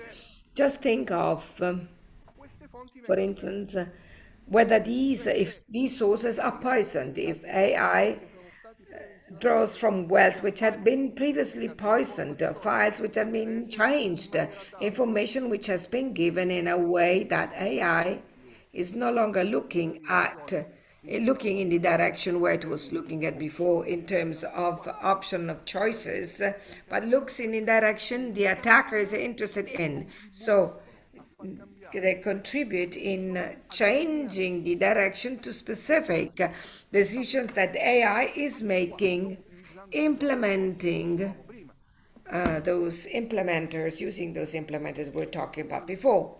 So we go from RIG, from RAGs to PIG, something to say poisoned augmented regeneration. So the ability of the malevolent actor to whisper in the ear of AI what it wants to achieve, and whispers in the ear through poisoning the information, poisoning the world, so guided information which makes it possible to breach the guardrails of AI, hence makes it possible to change the behavior of this technology versus the implementers of the business. Often within the organization, the whole world of email security is partly left to AI in terms of scanning of email information to try and prevent phishing. This would make it possible, for instance, to change the parameters with which AI can detect phishing. So it can make it lower the guard to allow a malevolent access. This sounds like theory. These are nice slides, colorful slides. It will happen. It has already happened. It has already happened a month and a half ago, and the news was published in the sector. This was known already, that Claude, which is Claude, which is the AI technology of Anthropic. It was guided in order to hack some systems of government entities in the state of Mexico to collect information in a correlated way. So the actor, which was not identified, is still not identifiable today, whispered in the year of Claude a series of information, poisoned information, contributed to break to breach guardrails which Claude has, so that it was itself Claude, the malevolent actor, to collect and exfiltrate and reposition the data of the government entities of the state of Mexico which had been affected. So AI has become the operator of a cyber espionage campaign. If you listen to Lawyer Mele, would understand who can be charged with this crime. The real hacker, which was AI, or who? 150 gigabytes of exfiltrated data for 2 months in a completely silent way. Why? Because it was AI itself to exfiltrate, considering that exfiltration as normal routine through the implementers we were talking about before. How do we defend against that? Nice question. As usual, I thought of the cakes that my mother prepared for me, and she's still preparing them for me. You need to follow the layers. We need to have an inventory of the implementers we have within the company, which are guided by AI, understanding which models we are using, which LLMs. 90% of the companies and part of the public organizations do not have an idea of which LLM models they're using within their perimeter, controlling the access privileges, using ephemeral tokens, very long, very short-lasting tokens, draft the allow list to reduce the rate limits of the operations, and above all, protecting the sources that AI is reading, preventing them from becoming the poisoned well from which the AI is fed on. High level, set limits, limitations, friction, putting in between what AI wants to do and what we need, some approvals, eliminating complete automation, using policies and sandboxes within which certain processes must be confined, and observability, checking, monitoring what is happening, what AI is processing or working on, and having what in Terminator was not present,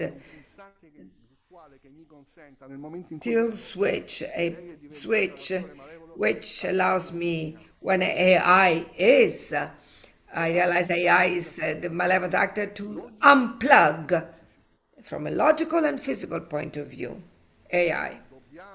We must think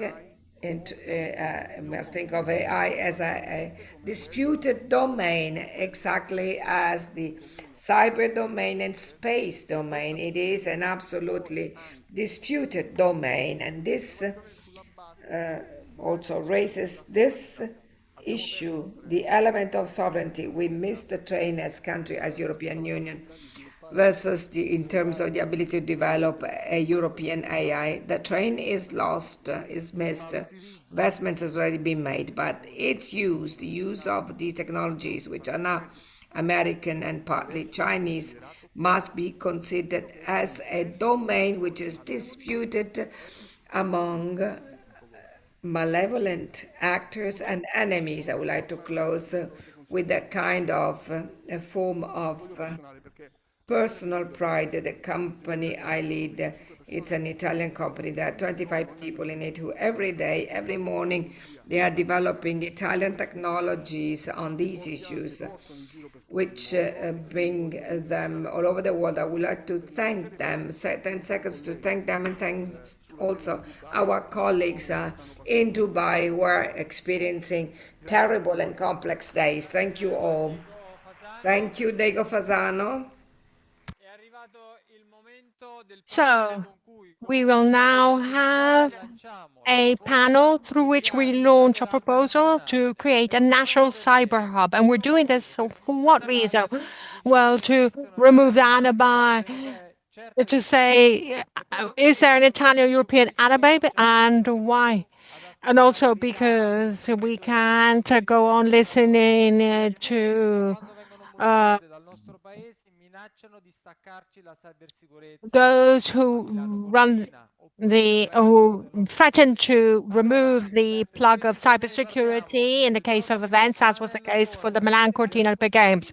So we're going to talk about this with Gerardo Cosabi, Executive Vice President of Dinova, Mattia Della Piazza, CEO and co-founder of Equixity, Emanuele Cartieri, CEO of CY4Gate, and Cristiano Lucio, CEO of Sherlock, Nicola Mugnata, co-founder of John, Luigi Piergiovanni of Cielte, and Pier Nunzio Penisi of Carl Technology. So, Roberta, go ahead. I would start from Mr. Pier Giovanni. Why is a cyber hub essential in Italy?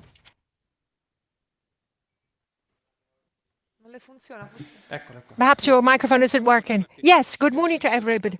Well, we heard today a lot about sharing public and private partnerships and the need to create environments where technology is shared. We're talking a lot about this, but Italy is not pioneering from this point of view. We have a historical gap compared to Northern European countries, and surely compared to countries such as the United States and Israel, which have their strengths in this in times when wars are fought in cyberspace more and more. These concepts of centrality can become a topic of need and survival of our own country. We need to reason on various verticals. Two of the most important ones are the defense of critical infrastructure, and then a topic that is dear to you, digital sovereignty. The data of citizens and business should always be resident in local systems where cyber hubs could serve as collective shields, both preventively, i.e. trying to simulate potential attacks. This is something we do little of.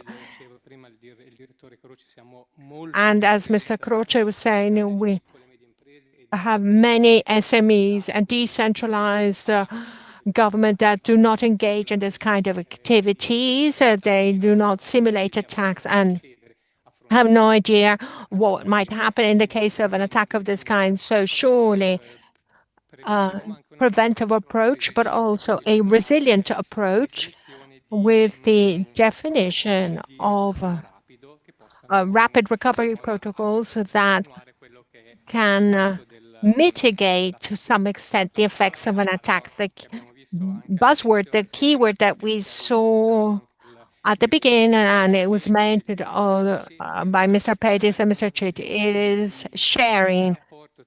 So relationships between the private and public sector where each represents part of the chain.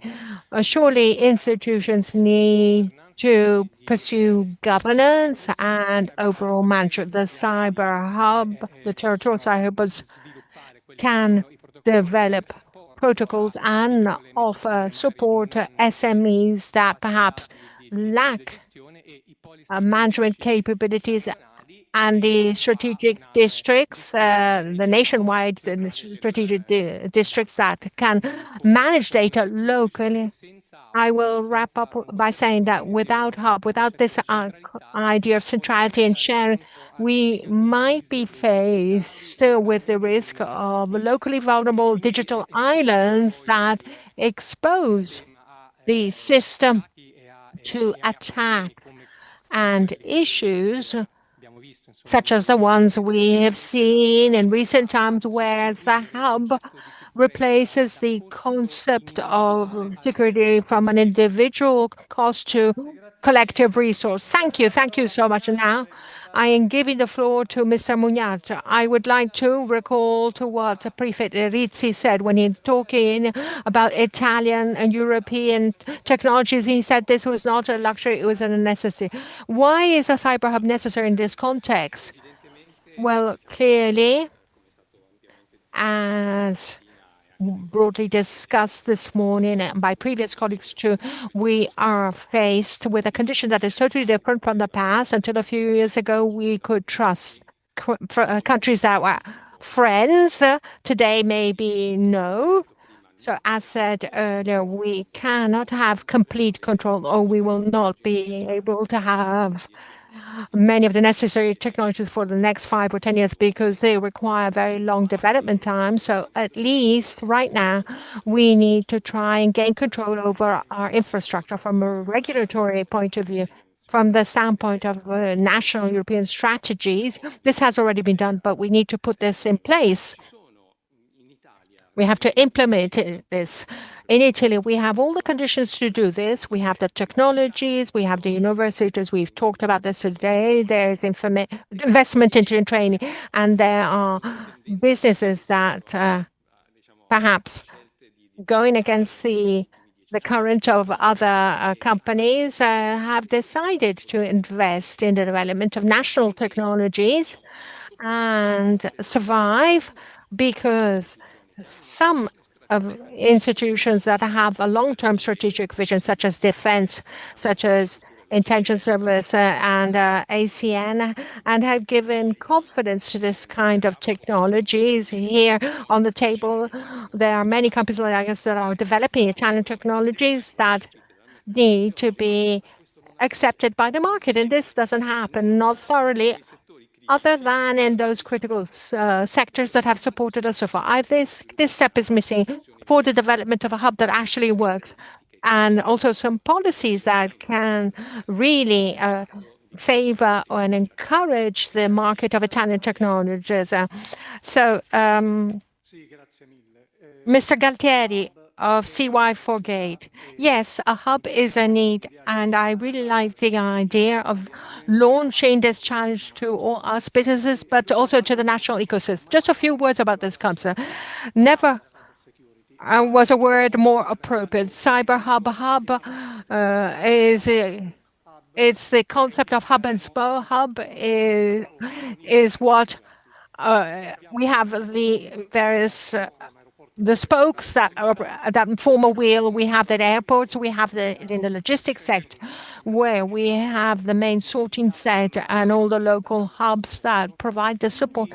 And therefore, it's a context and concept that can help create synergy and not duplication or overlapping between the center and the periphery. So the key word when we think about a hub is bridging gaps, which today in cybersecurity, as mentioned by Prefect Rizzi, is very fragmented. It's not an ecosystem where synergies have already been implemented and already in place on the ground. So the key word is interdependence. We need to create those gap fillers to the situations of unmanaged interdependence that we have created with layer after layer of technologies coming from different backgrounds, governance systems that overlap. If we don't have this gap filler, let's think about the IT and OT that communicate, but there's nobody there who we are getting equipped on the convergence between IT and OT and how to manage this. And the second key word that I'd like to mention regarding a hub, why is a hub important? Because if we develop the idea of a hub in Italy, this also means developing a new mindset about the very military concept of graceful degradation of everything that is mission critical. What am I saying? Well, when we are virtuous enough to initiate this process of implementing the concept of a hub, it means that defense point to point isn't important, but what is important is how quick we'll be in spreading information across all the peripheral hubs of this nodes of this hub when one of these spokes rotate around the hub is attacked, all the other hubs should immediately receive the necessary information to reconfigure and ensure operational continuity or business continuity, depending on whether we're talking about institutions or businesses, in a better governed context. So I repeat and wrap up with these two keywords: hub as the ability to fill gaps when there are unmanaged interdependencies between different domains and sectors. And secondly, a hub as the ability to ensure graceful degradation, which allows institutions and companies to keep on operating in their day-to-day activities without having severe interruptions of essential public services or production. Constabile from Dinova, are we on the right track with these initiatives or digital autarky? Well, the initiative is correct and the right one. The real issue is what we need to do, not just the hub. So what entrepreneurs need to do and Italian fabric needs to do, because there are very big companies that engage in the cyber field. There are very few and some are absent, and that's already a signal. And small business, micro business, and many business that engage in cyber activities have a turnover about 2 million. There are some that have 10 million and up to 50, and then from 50 upwards. We need to strengthen this part. We cannot expect that just because we're Italians, we can go on the market of a complex Italian infrastructure and we can sell and offer a solution. We need to be sound from a financial point of view, and this is not said. There are companies in our sector that are losing if they have cyber or AI in their name. So financial soundness and technological soundness. What is the pipeline of the products that we develop? We don't have a culture of productization. We have some difficulty compared to the mean of other countries. We have a very much tailor-made culture. We're more Ferrari and a bit less companies of software companies. We're very good in high fashion, at least we were. And then we've lost some of those pieces, and we need to avoid making the same mistake in the same cyber and IT world. But we're very good with customers. When do customers choose Italian companies? Often when they want customizations, that the rigidity of the Anglo-Saxon market, which is very rigid, don't want to offer, or because they don't make a change for one customer. We're more flexible and we do custom things. We need to understand what kind of match we want to play. And this match needs to be played by becoming bigger and perhaps uniting smaller companies. Gartner witnessed a union of small companies worldwide. We instead see a lot of startups. I heard a lot of talk about startups in cyber. This is okay. That's fine, but we need the backbone, i.e., medium-sized enterprises, i.e., bigger companies, slightly bigger companies. But we can't have 2, 3, or 5. We need to be more because on the customer side, I was a customer for many years.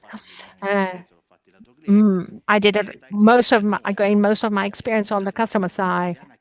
Customers are afraid of relying on an Italian technology if there isn't, a person won't be there in 2 or 3 years' time, or the company won't be there. So we just therefore, we just don't need to have a hub, but we have to do our share. So, Luci of Sherlock, what is your experience with the public administration? Do you suffer this lock-in? Yes. Good morning, first of all, and thank you to everyone, and thank you to Luigi and Cybersecurity Italia. Every time you invite me, I have suffered from this syndrome of the imposter. I wonder, what am I doing here? So if I can spend a minute, because I see some question marks on the faces of the audience. So I'll say what Sherlock is. Sherlock is an entirely Italian company that protects digital identity. I won't talk about the issue of the digital identity. It's the first vector attack. And the actual perimeter defensive company, we do behavioral analysis, AI, of course. Why am I here? Well, in the past year, talking about excellence, as Gerardo mentioned, we were mentioned 4 times by international analysts. We are involved as outperformers and leaders and most innovative companies. The other 2, it's 3 in the world, are CrowdStrike and Backtrack. We were mentioned as innovation leaders in November, only European company present in the Giga Home Radar, but we were mentioned by Gartner. And here we're talking about technology for our platform. We were mentioned twice, together with CrowdStrike, Palo Alto exiting for our ability for threat detection and incident response with our AI agent technology. And we were mentioned, this was amazed us as AI builder agents by people like Amazon, AWS, and Google. That's an important quote. What is your approach with the public administration? The issue is the following. As mentioned by Muniato, we do have excellence. I'm sitting between Celtas and CY48, which are champions regarding the Italian cyber ecosystem. But when you deal with the big ones, you need to grow. And to grow, you need to be part of the biggest. But bigs won't let you in if you're not already big. So it's a sort of vicious cycle. We know only too well that, how can I say, the initial approach, the issues that we are faced with are the trust base. That trust gap is the main issue, because clearly when you don't have somebody who's introducing you or absorbs this trust for you, and the first question they ask you, the company asks you, how many are you and what is your turnover? You understand that the issue there isn't technology, but that there are other types of the dynamics, and the innovation hub could be this facilitator of technology, which from the grassroots needs to grow. Very interesting. Thank you. Mr. Pinisi, what is your experience with the public administration from your point of view? Do we have this lock-in effect? Well, I wanted to say something about the cyber hub to begin with. Today, when the director of the AGI took the floor, obviously we have a broad concept here. It goes from technology to applications, and I heard talk about startups. Do we have a clear map of the number of startups that have innovative solutions that are interesting? And then another thing, what are the projects of these startups? Because unfortunately, one of the issues of startups with which startups are faced is under capitalization of being scarcely considered is overcome with an exit. What is the issue? An exit is surely an advantage for the individual, but it can remove something and not complete the cycle of it and remove something from the hub that we're trying to build. So I'm wondering whether the examples, such as the ones we're listening to, are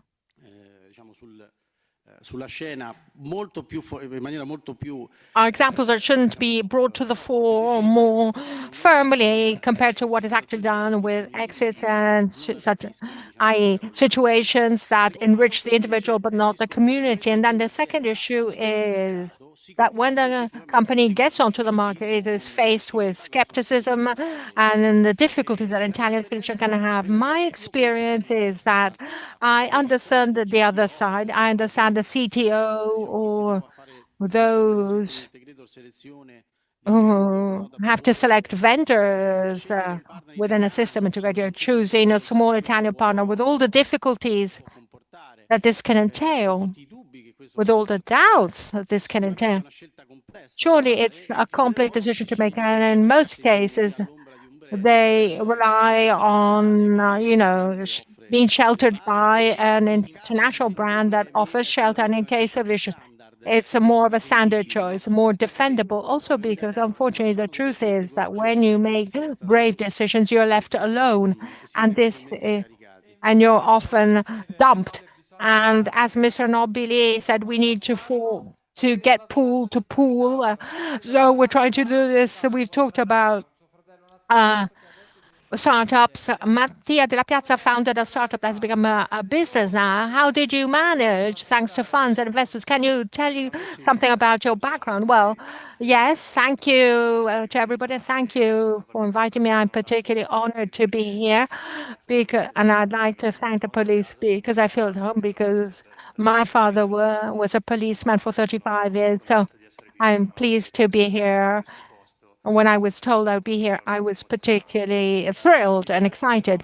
The basic idea that we had was to abandon a world where the technology we had to install and use only came from the United States or Israel or from Russia before the geopolitical situation. And when we looked around at the beginning of 2022, when I quit an American vendor where I had worked for the previous 6 years on one of the system banks, I wanted to understand what to do to create a startup in the real meaning of the term. I found an extremely fragmented system where, and if you go and take a look, one of the last maps that was drawn up on the Italian, there are many accelerators and incubators for startups, and as Mr. Nobili was saying, too many resources are given to everybody without concentrating these resources on the few companies that really are important. What does this entail? As Gerardo was saying, there are many startups, but of the many, very few are the ones that can actually be successful. I think in Italy, we really need to create or understand what, doing a startup is, so creating an innovative product. So technology that is extremely innovative, and to collect capital to then compete with the big players on the market. If a startup doesn't collect capital, it can say goodbye to its dream and ambition and can go back home. What we did instead was to try and understand whether the idea could be validated, and we entered an accelerator that was funded, the Cassa di Risparmio di Firenze Foundation. And they gave us 40,000 euros at the beginning. That's nothing, but from there on, we were able to obtain funds from an Italian venture capital or Italian-French, founded by an Italian, sponsored by a partner who studied Italy, but who isn't Italian, but who had visibility about how the world worked, and he gave us the first money. After hearing all the various opinions of Italians who hadn't had a clear picture of a startup. So we had asked for less money. And this gentleman said, how can you just start up in Italy if you don't ask for more? We knew that because we were already set up a traditional company. So we started up, and I will always thank this person who teaches at the Bocconi University, and he asked me to hold a lecture in a couple of months' time.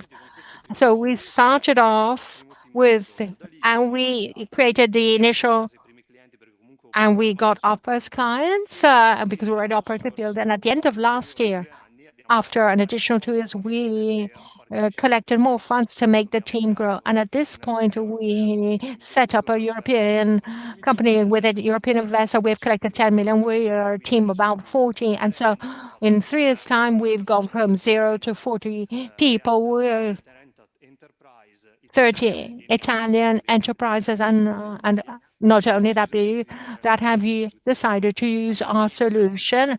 At the beginning, it was very difficult. I would like to see an Italian startup system which starts where and allows people to create something from scratch with less despair.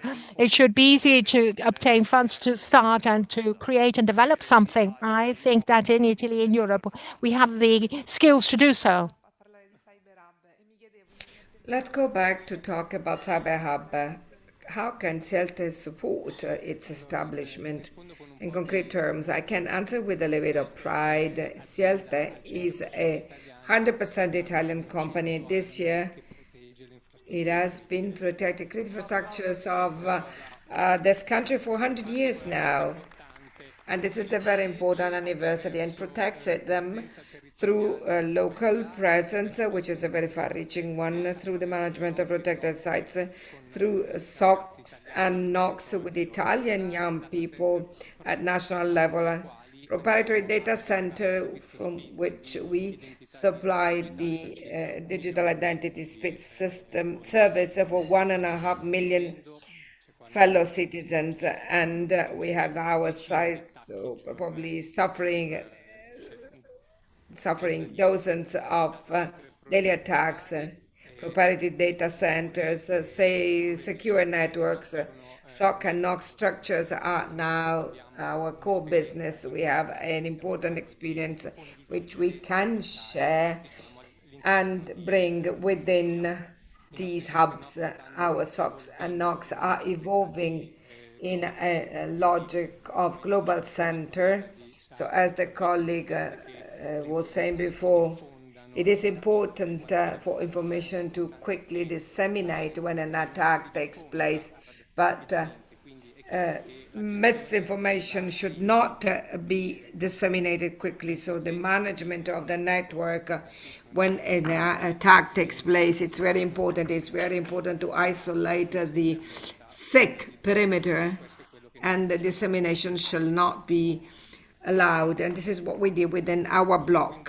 I can therefore answer by saying that CELTE, since it's a company working in a cross-sectional way on the telecommunication market, in the information technology and cybersecurity, it can cooperate in order to build a central ecosystem which is functional and working, so that all the experiences it gathered can be tapped on. The issue of incubation is very important. CELTE is a very big company. We have more than 5,000 people, 1 billion turnover, and we are absolutely willing and available to incubate, invest, and support the smaller startups and new vendors, technology vendors who wish and want to work on the national perimeter but do not have the economic possibilities, opportunities, and financial opportunities. Thank you. Thank you very much. Now the question by Roberta is a bit to all of you in 1 minute, no more concretely. How can we achieve and create this cyber hub also from a regulatory point of view? Is it possible to introduce the Made in Europe preference? Thank you. I think yes, I think this can be done. I think this is absolutely a must. Quite likely, it must be made with concrete actions, and I'm quoting something I just heard. When we approach public administrations, the fact that Italian technologies are not in concept is a huge constraint. So the updating of catalogs that public administrations can use could be a way to urge and push for this adoption. So de-taxing investments on the cyber side, from our point of view, I think what we were saying before, positioning our technologies and the integration of our technologies are fundamental importance to give a complete solution. And we're already doing this with some of the companies in this field. And as far as we are concerned towards bigger companies, we provide part of technology which is integrated in more complete security systems. And this is a concrete service that a hub can provide to the market. Penisi. I think this is a very positive moment when this issue is not being discussed only here, but it is being felt by the market that we might have European solutions available. So it is necessary to be informed about these technologies, that these technologies continue to invest on the quality of the product, which is of fundamental importance. We cannot ask to reduce the quality of the choice. We must invest on quality so that the European product can be considered as a high quality to be able to be on the market. And I think things will follow. Incentives are necessary. Technical instruments and tools like updating catalogs are fundamental importance, but the activity you carry out is fundamental importance, which is done through these events, because these are events which show and expose this issue. The bi-European issue, apart from Italy, is already quite felt abroad. We talk not only in Europe, but also outside Europe with companies which find our products interesting. They are less interested in the issue of the size or existence of the brand, because no brand will start as a brand, and the managerial culture you find in those countries is different. It's not what if you regret it. The managerial culture says, what if you set this technology aside, what if I'm missing something? Then I do the test, I listen to this guy, and I think this is the spirit that we can help the cyber hub to get started. So very interesting, a cultural change. Luci. The instruments, the regulatory strategic instruments can be mentioned, premiums, quotas, updating the concept catalogs for sure. If we talk about quotas or premiums, I've never been a supporter of quotas in general, but other countries use them right in a massive way. We live in a geopolitical context which probably could make use of this type of strategy, but I would like to focus on a soft skill, going back to what we were saying before and what the colleague was mentioning. Nobody has been fired for having bought Microsoft software. This is probably the main wound. The premiums okay, quotas okay, but what we need is courage from the institutions, courage from the corporations. This can be an accelerator, it can be the driver, the regulations and strategies, but courage comes first. As the colleague was saying, the startup, the technology, are not even tested and tried because they stop at the trust we were talking about before. You can have all the regulations in the world, but we cannot move on. Now, Galtieri, I like to draw from the words of Prefect Rizzi this morning. He said something very important, and I learned this today. I did not understand it before. We talk about strategy for national security and the choice was made what the hub of the hubs should be, coordinating all of this. And cybersecurity was this. We're talking about political, technical, CISR, and which is equal DIS. The cybersecurity hub is a kind of rib, but this temple of security, which has many legs, the regulatory, the individual domains, and cybersecurity. I like to add another piece. If we were to be concrete, we and I join Gerardo's words, we are suffering from industrial dwarfism, and we are aware of this in Italy and in Europe as well.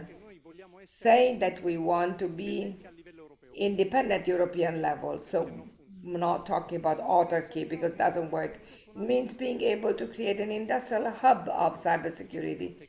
There too, I'm thinking of the fact that on November 25th, an article was published that you released, relaunched. The Cassa Depositi e Prestiti is aiming at establishing a fund to create this famous industrial platform which must consolidate all of the micro, mini, and medium-sized businesses to create this hub.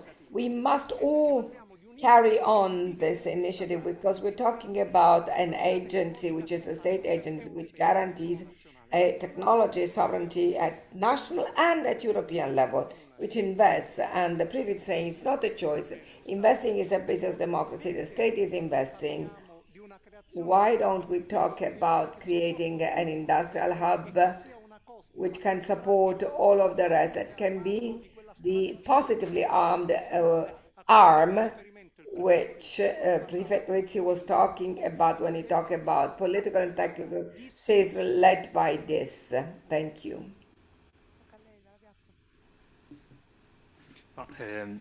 Lo prendo dal punto di vista delle startup. From the point of view of the startup, for us, it is extremely important to create and establish a system. We are a company which relies on resellers or system integrators, organizations which have an interface with the customers, which has been going on for a long period of time. For companies like ours, it is extremely important to be supported by a system and have a reference hub with which we can start long-lasting cooperations to reach big companies or public administrations. For instance, as far as public administration is concerned, we are certified and we started working. The example I would like to share with you in terms of my experience. In our case, we do have Italian partners, but these are small partners. The thing which is interesting that the most important partners we have are American companies, the big consulting companies, the big four, with which we can do more business than Italian companies. It is the change which needs to be taken. So we need to create a system with Italian technologies and Italian technological companies. If Italian companies propose solutions which are not Italian solutions, then it is difficult for all of us. Let's close with Mr. Costabile. As a matter of fact, I link back to this last part, the motivation is often in Italy. In Italy, there are resellers. They are not real partners. There are people who have the commercial opportunity to sell your technology, but they do not have the necessary skills. So we all need competent and skilled partners. And here we have a completely different scenario of all of those who have approached you who do not have skills, and they see business everywhere, every buzzword come in. That's a problem. And working in this respect is of fundamental importance for those who do system integration. We have both our own products and third-party products that we sell. It's of fundamental importance for us to be able to deal with a vendor who works only in a channel, because we cannot go on a territory on the local level with 250 commercial agents and have the vendor who can sell directly and sets us aside. This is very important also in terms of the methods with which we decide to be a company, but we do not have this culture because we are very much service oriented or system integration custom products. I think that they have a fundamental importance to make company grow also in a perspective of communication because a lot of the money that foreign companies spend is in marketing communication. They spend a lot because in Italy you don't only have big companies in Rome or Milan, 90% of them are SMEs and they are customers themselves. I do not necessarily know the name at this table. Probably they don't know any one of us. It is important to reach them as well. So it is a fundamental importance in a framework of aggregation that we support each other also in terms of communication, in terms of marketing in the broader meaning of the word. It's a fundamental aspect which have a considerable impact on the smaller companies. Thank you for this. Abbiamo capito tante cose. We understood many things at the right time has come to start. The Cyber Hub is not enough to be Italian. You need to change the rules within concept. You need quality. Let's try. We need experience, solidity, a soundness, innovative technology, strategy, and investments to make startup grow. And what we need is wisdom, which is represented here by Gerardo Costabile. Thank you all.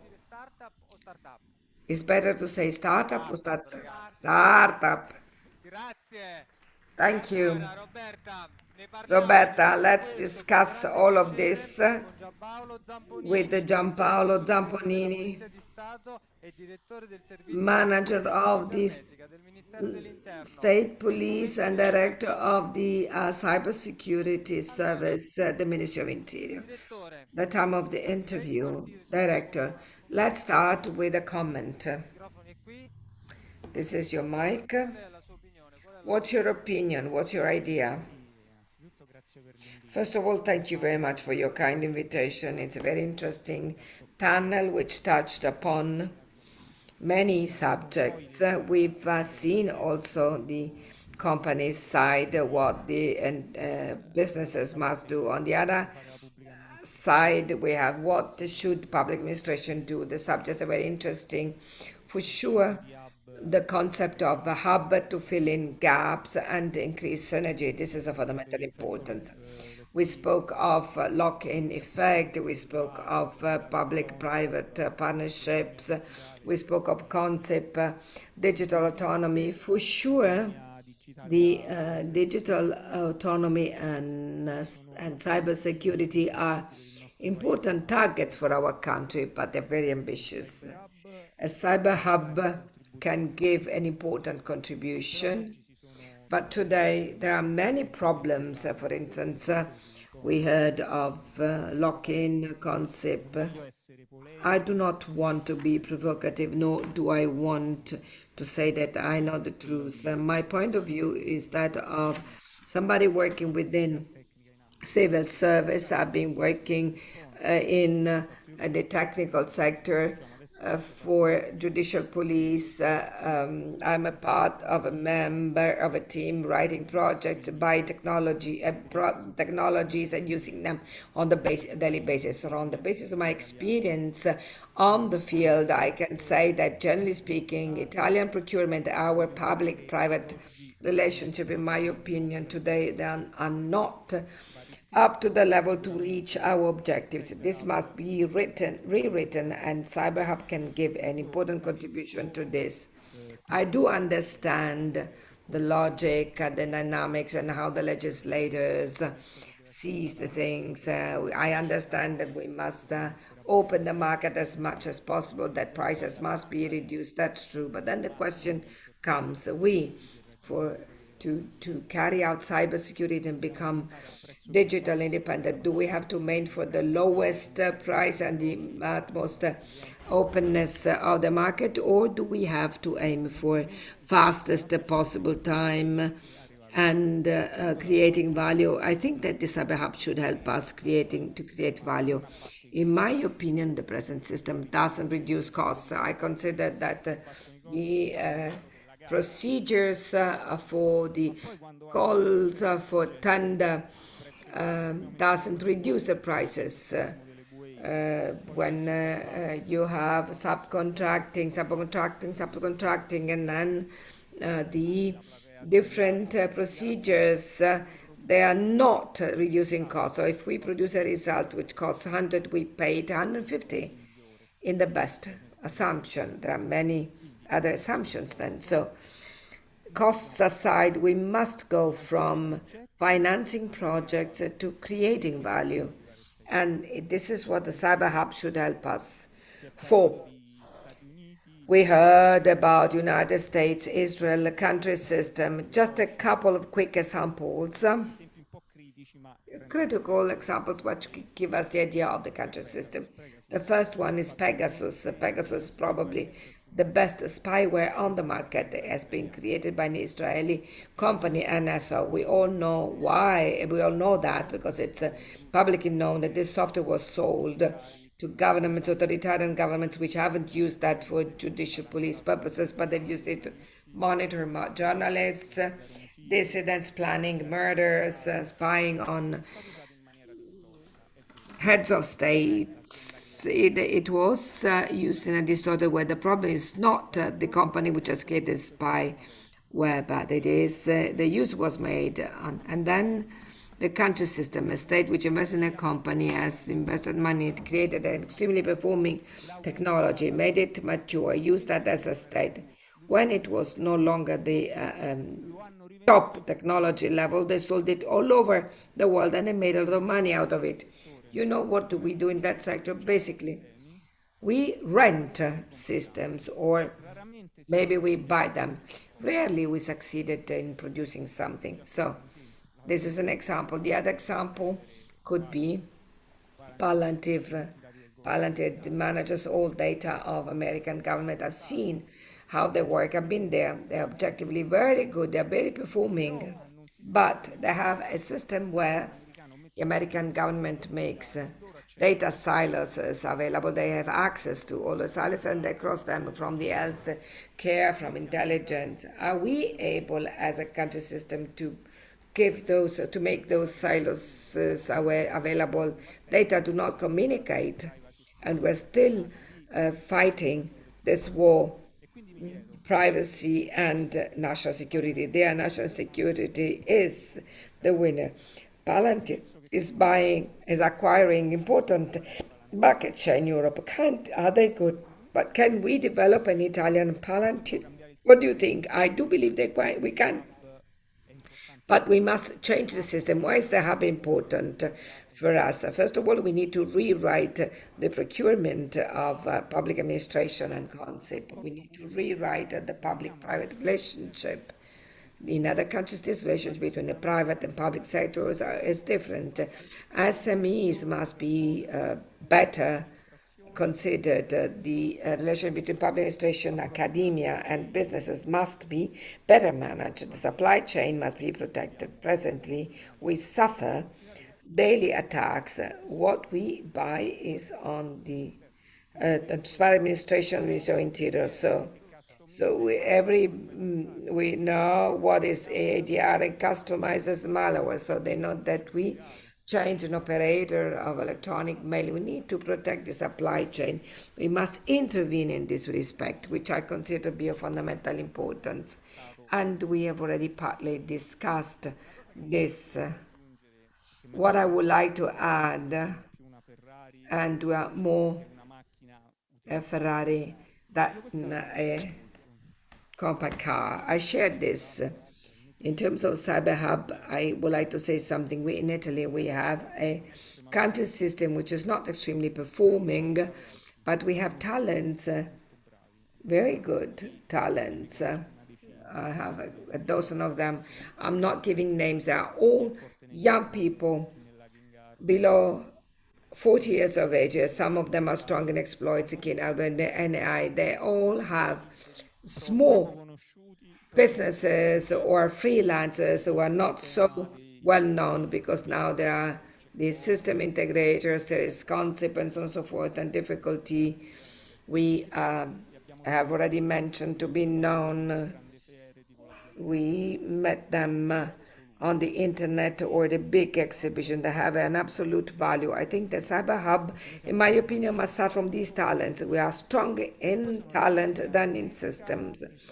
And they have a very deep ethics, even higher than those wearing a uniform. A short example, sometimes we try to hire them for training. One of them,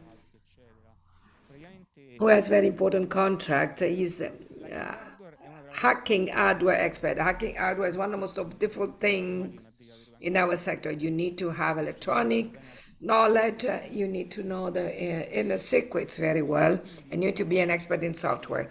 Something very difficult, disassemble a system and understand where you can link to extrapolate data. I visited the lab of FBI. They have thermal cameras which cost 1,550,000 euro, or systems which perform X-rays to circuits. This guy has invented a small circuit which gives some inputs, takes the outputs and identifies the places where data can be downloaded. He told his company, he said there are two possibilities.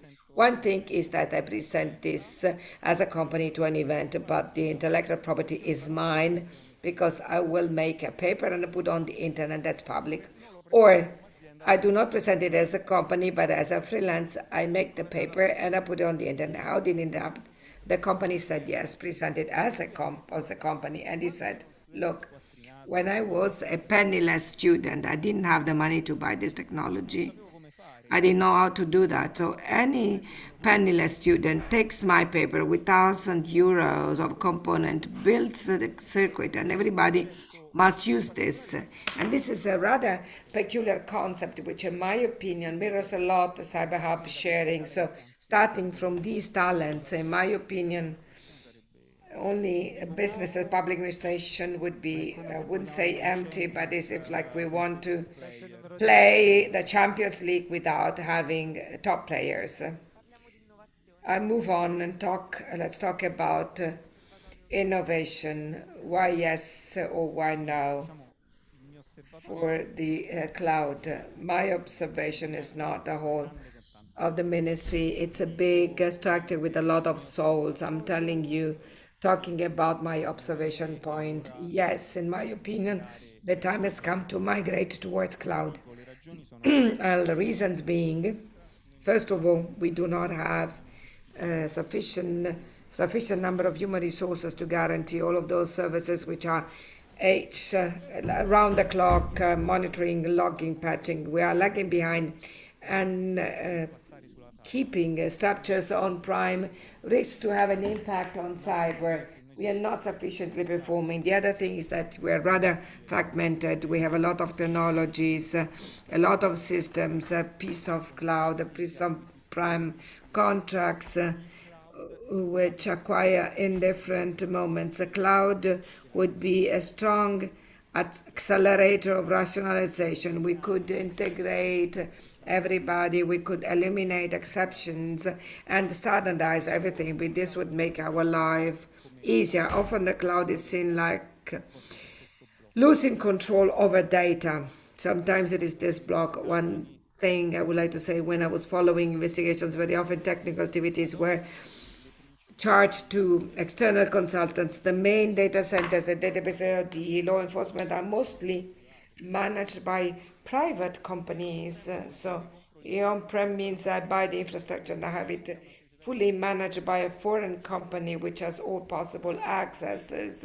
I don't see a different level of security than what is offered by the cloud. The only important valuation in terms of cloud is the economic one, because the cloud is not only migration. Cloud means keeping and maintaining the structure with time, so it means programming, it means having a careful evaluation, also the possibility of leaving it if you are no longer able to stay within it. So very important evaluations, yes, but I would say yes, cloud. Thank you.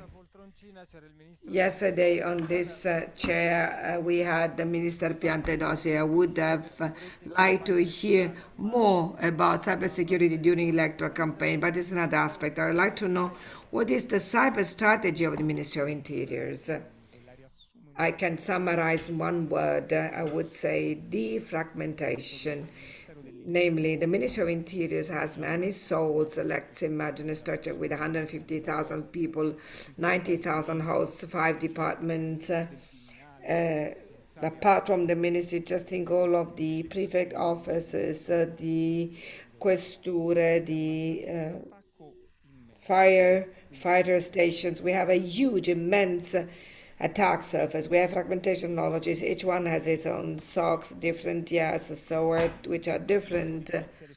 Managers of email, which are different. We have fragmentation of the staff, fragmentation of procurement. Contracts are made in different times. Software development policies, which are different. So we need to reduce fragmentation, which doesn't necessarily mean unifying. It means creating a system where the technological stack is one. Our work today is the one where we established ad hoc working groups to create governance and technological stack and say EDIA is a defense technology. It must be the same for the whole ministry.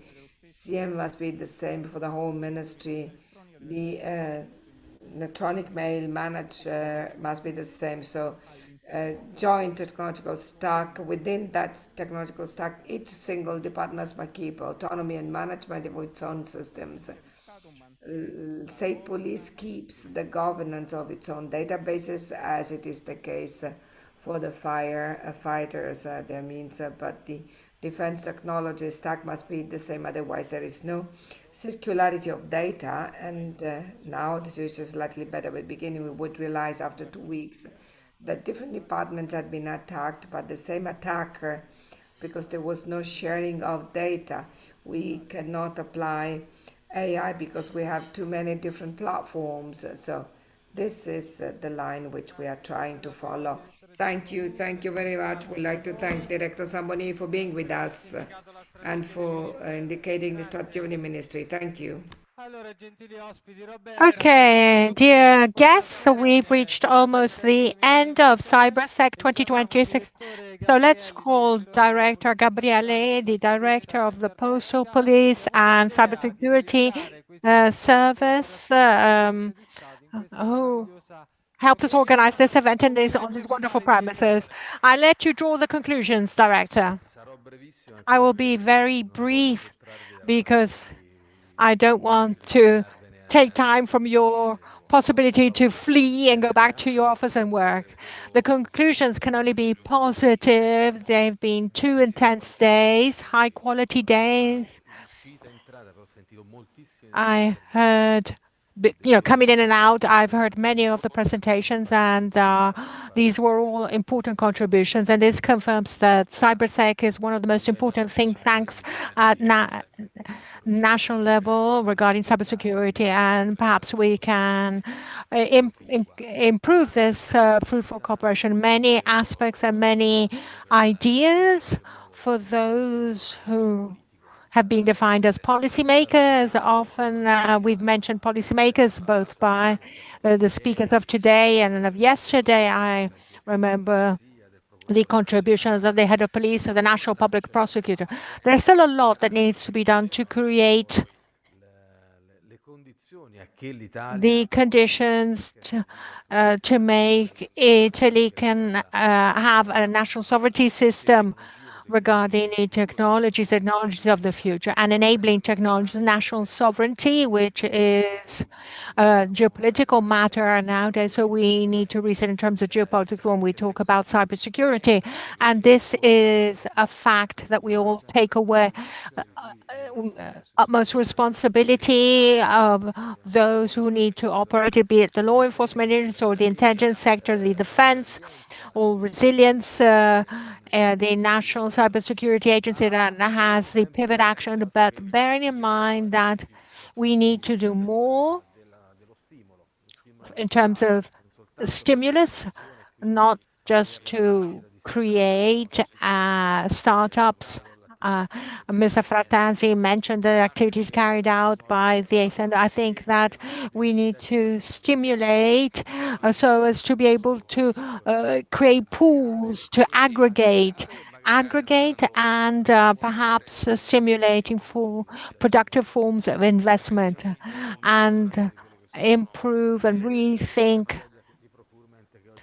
the procurement of the public administration, not just to facilitate innovation. The administrations need to be able to renew themselves year after year, effectively and swiftly. And on the other hand, they need to become a good lever or leverage, and this concerns the sovereign technological sector as a whole, and to look at human resource and skills.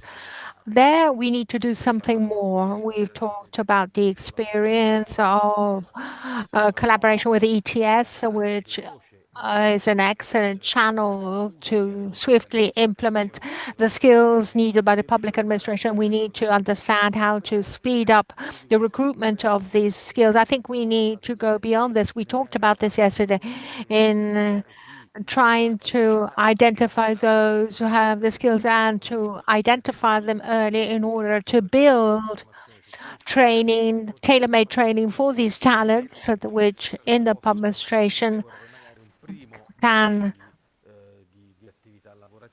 perhaps gain some direct working experience on the field. If we're able to activate these levers, I think that Italy shortly could have its own experience and have its own line of action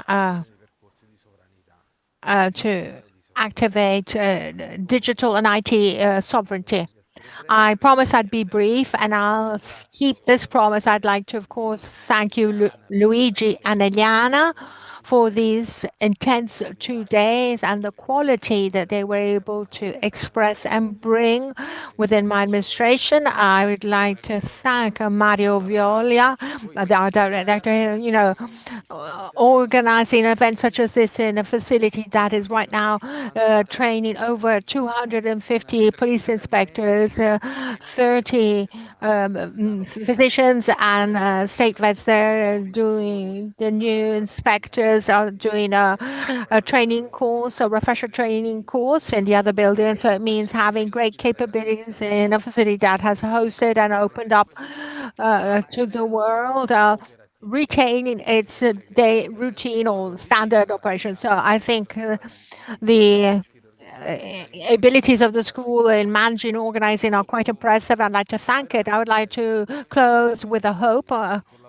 I hope that this kind of collaboration can be renewed by improving. Perhaps it's nice and challenging. I like the idea of not resting on our laurels and to challenge oneself to improve. I think we have the opportunity to do this. And so, thank you. With this, I close. Thank you, Director Gabriele. Thank you to Roberta Mestichella for her professionalism and willingness to help me out moderating. Thank you. Thank you for everybody moderating. So, see you at CyberSec 2027.